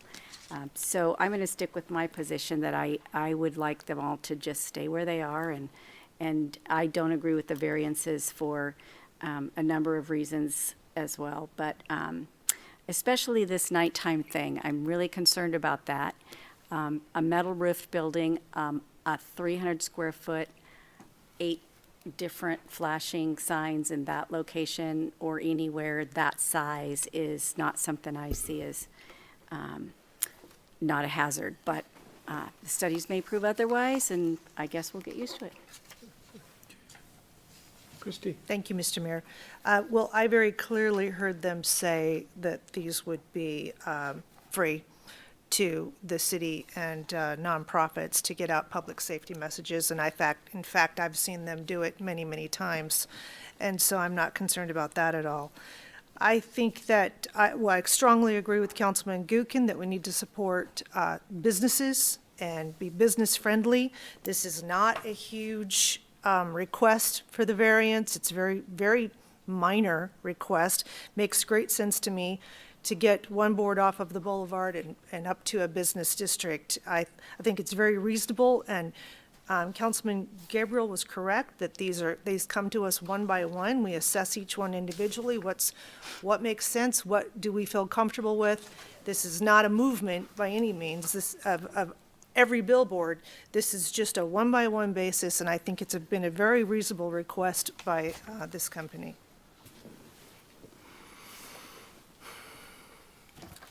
Hearing none, let's do a roll call, please. Miller, No. Gabriel, Yes. Gookin, Yes. English, Yes. Wood, Yes. No. Evans, All right, moving on. So, Mr. Mayor, I'll go ahead and take the helm on this one, too. So regarding the findings and orders, the request for billboard relocation, I'll do the findings and then make a motion. So I believe that the proposed billboard relocation does further the purposes of the sign code set out in the city municipal code 5050-110. I think the key issue here is getting the old billboard off Northwest Boulevard, which is changing. It's changed dramatically in just the last 20 years. And there's a lot of good stuff that's happening there. So I think it would not decrease the quality of the city's appearance where it's being relocated, simply because it seems to be very commercial. And that's what's to be expected in that area, as that area has grown, long time ago when it was a dirt road. Finding number 2, I believe the billboard does meet the standards contained in municipal code 1550-400, which I believe was stated in the findings, the earlier ones, the variance. And then finding 3, the billboard will not result in a negative impact of visual quality of the general area as determined from the perspective of a reasonable person, there's Mr. Reasonable Person again, applying community standards on the following, which is that it's commercial. And I also believe that that area, I know that there's a residential property to the south of there. There's another one. There's a mobile home park. I know as the area grows, and I haven't really checked with the comp plan, but I think that's all eventually going to fold into commercial. So I believe it's not going to impact the visual quality of the general area. We're not sticking it in a neighborhood, or they're not wanting to stick it in a neighborhood. Finding 4, the billboard is designed to be compatible in appearance and layout with adjacent uses, as is practical, determined from the perspective of a reasonable person applying community standards. And yeah, looking at the pictures, it looks like it fits in. And I wouldn't be surprised if people who drive by will assume that it's always been there. The residential properties seem to be a distance away. And if you looked at some of those pictures that showed the views from the residential property, given that the height is going to be so close to that building height, I doubt if any of it would really be visible. And if they follow the existing code regarding the illumination of the billboard, it's not going to be much visible at night either, especially when compared to all the commercial lighting that's in that area. Finding number 5, the billboard would not block the view of the public right-of-way of a structure of historical or architectural significance. Finding number 6, the billboard is compatible with buildings within a 300-foot radius. I don't see any issue there. Finding 7, the proposed billboard would not be duly disruptive to traffic and residential uses based on the following. It is back 150 feet from that intersection. It's not hanging over the street. It looks like it's just an extension of that existing building. I think the hope of the applicant is that people do notice it, but like I said earlier, it'll probably be one of these things where when it's up, people will just not even notice that it's been there, because I think it fits into the general area and the commercial nature of that street. Finding number 9, the proposed billboard does comply with city standards for illumination and electronic messaging display in Coeur d'Alene Municipal Code 1550-400D, which, as the testimony was given, is going to be adjusted. It's going to be compatible as all the digital billboards are. And I do have to say, just to do a sidebar here, I do agree with Mr. Conaway. And when I was first on council, I asked if there was any way we could ban electronic billboards. And Susan Weathers said, that horse has left the barn. But I see the beauty of that. Make us look less like Vegas. But like she said, it's the horse has left the barn. I'd also like to add that I'll add it after the motion. So let's just make the motion, which is to approve the relocation and approve the application for the relocation and digitization of a 2-sided 300-square-foot V-built billboard to 3119 North 2nd Street, and to adopt the city council findings in order, request for variance. I'll second it. Hangs out there. I'll second. You got a second? Yep. Okay. Been moved and seconded. Discussion. Mr. Mayor, again, I will not be supporting this motion, particularly because I disagree with finding 1, 2, 3, 4, and 7.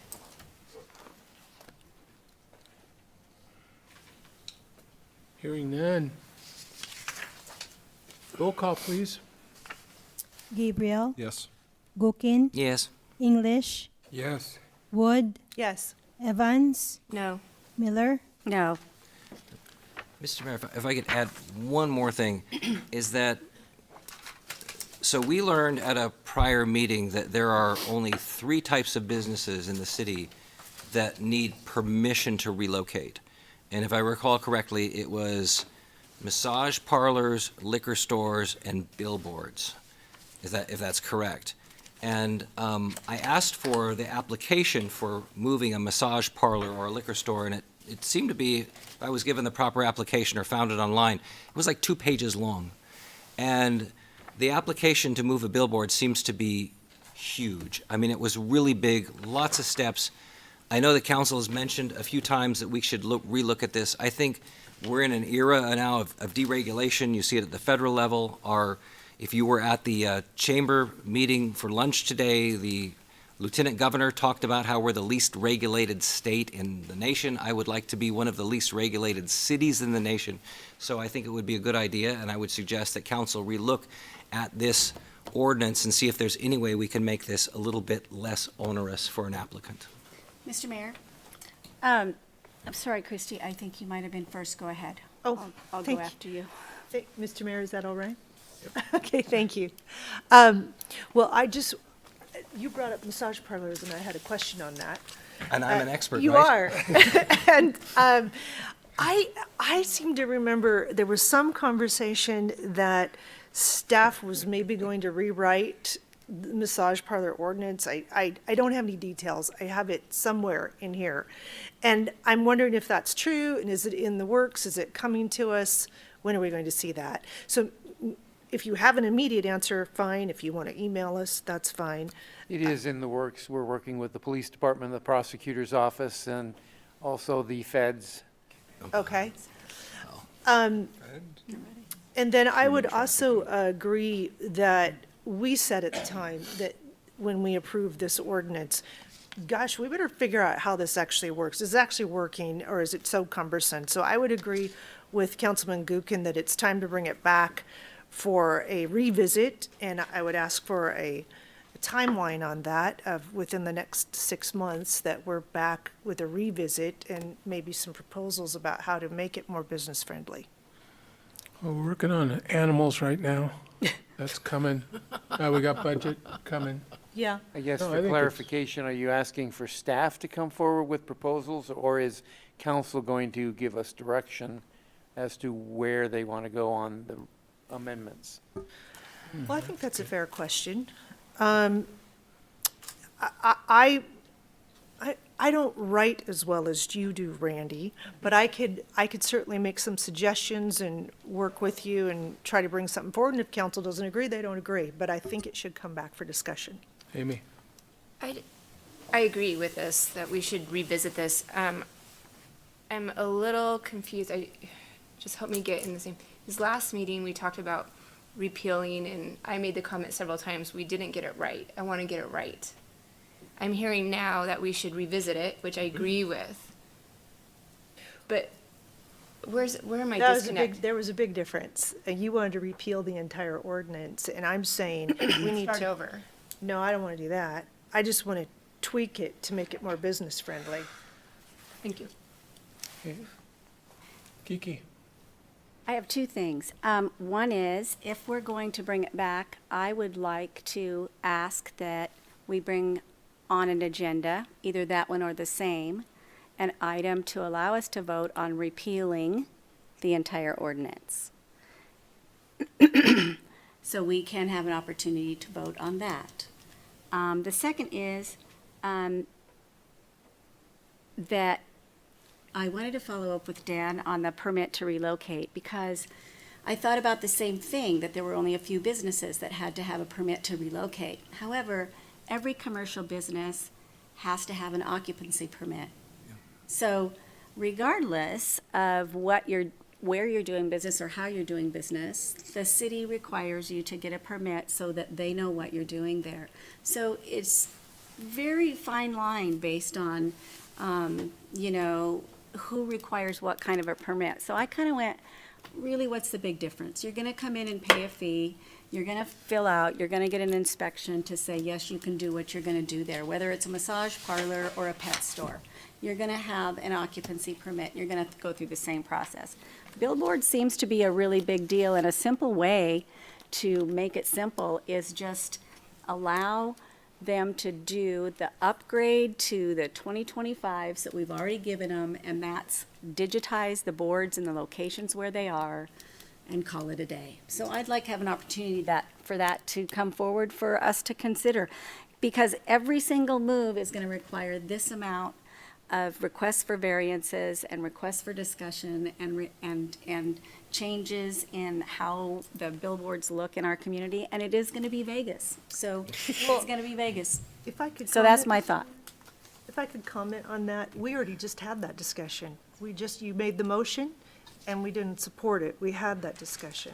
So I don't know what the point is of bringing that But back she again. had the same comments, and you just said we aren't doing that. We're doing it your way. So No, that's not what I said. We have But the thank you, ability- All right, Councilman. hold on. That's Have the not what I ability to bring it said. forward. Girls, please. Ladies. Ladies, I'm ladies. sorry. Ladies.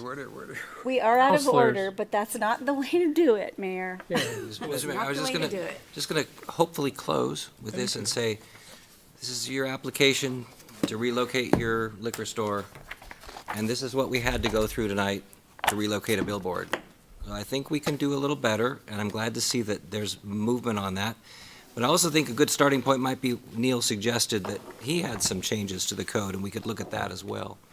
And see what the business affected might think. But I definitely think this does need to be discussed.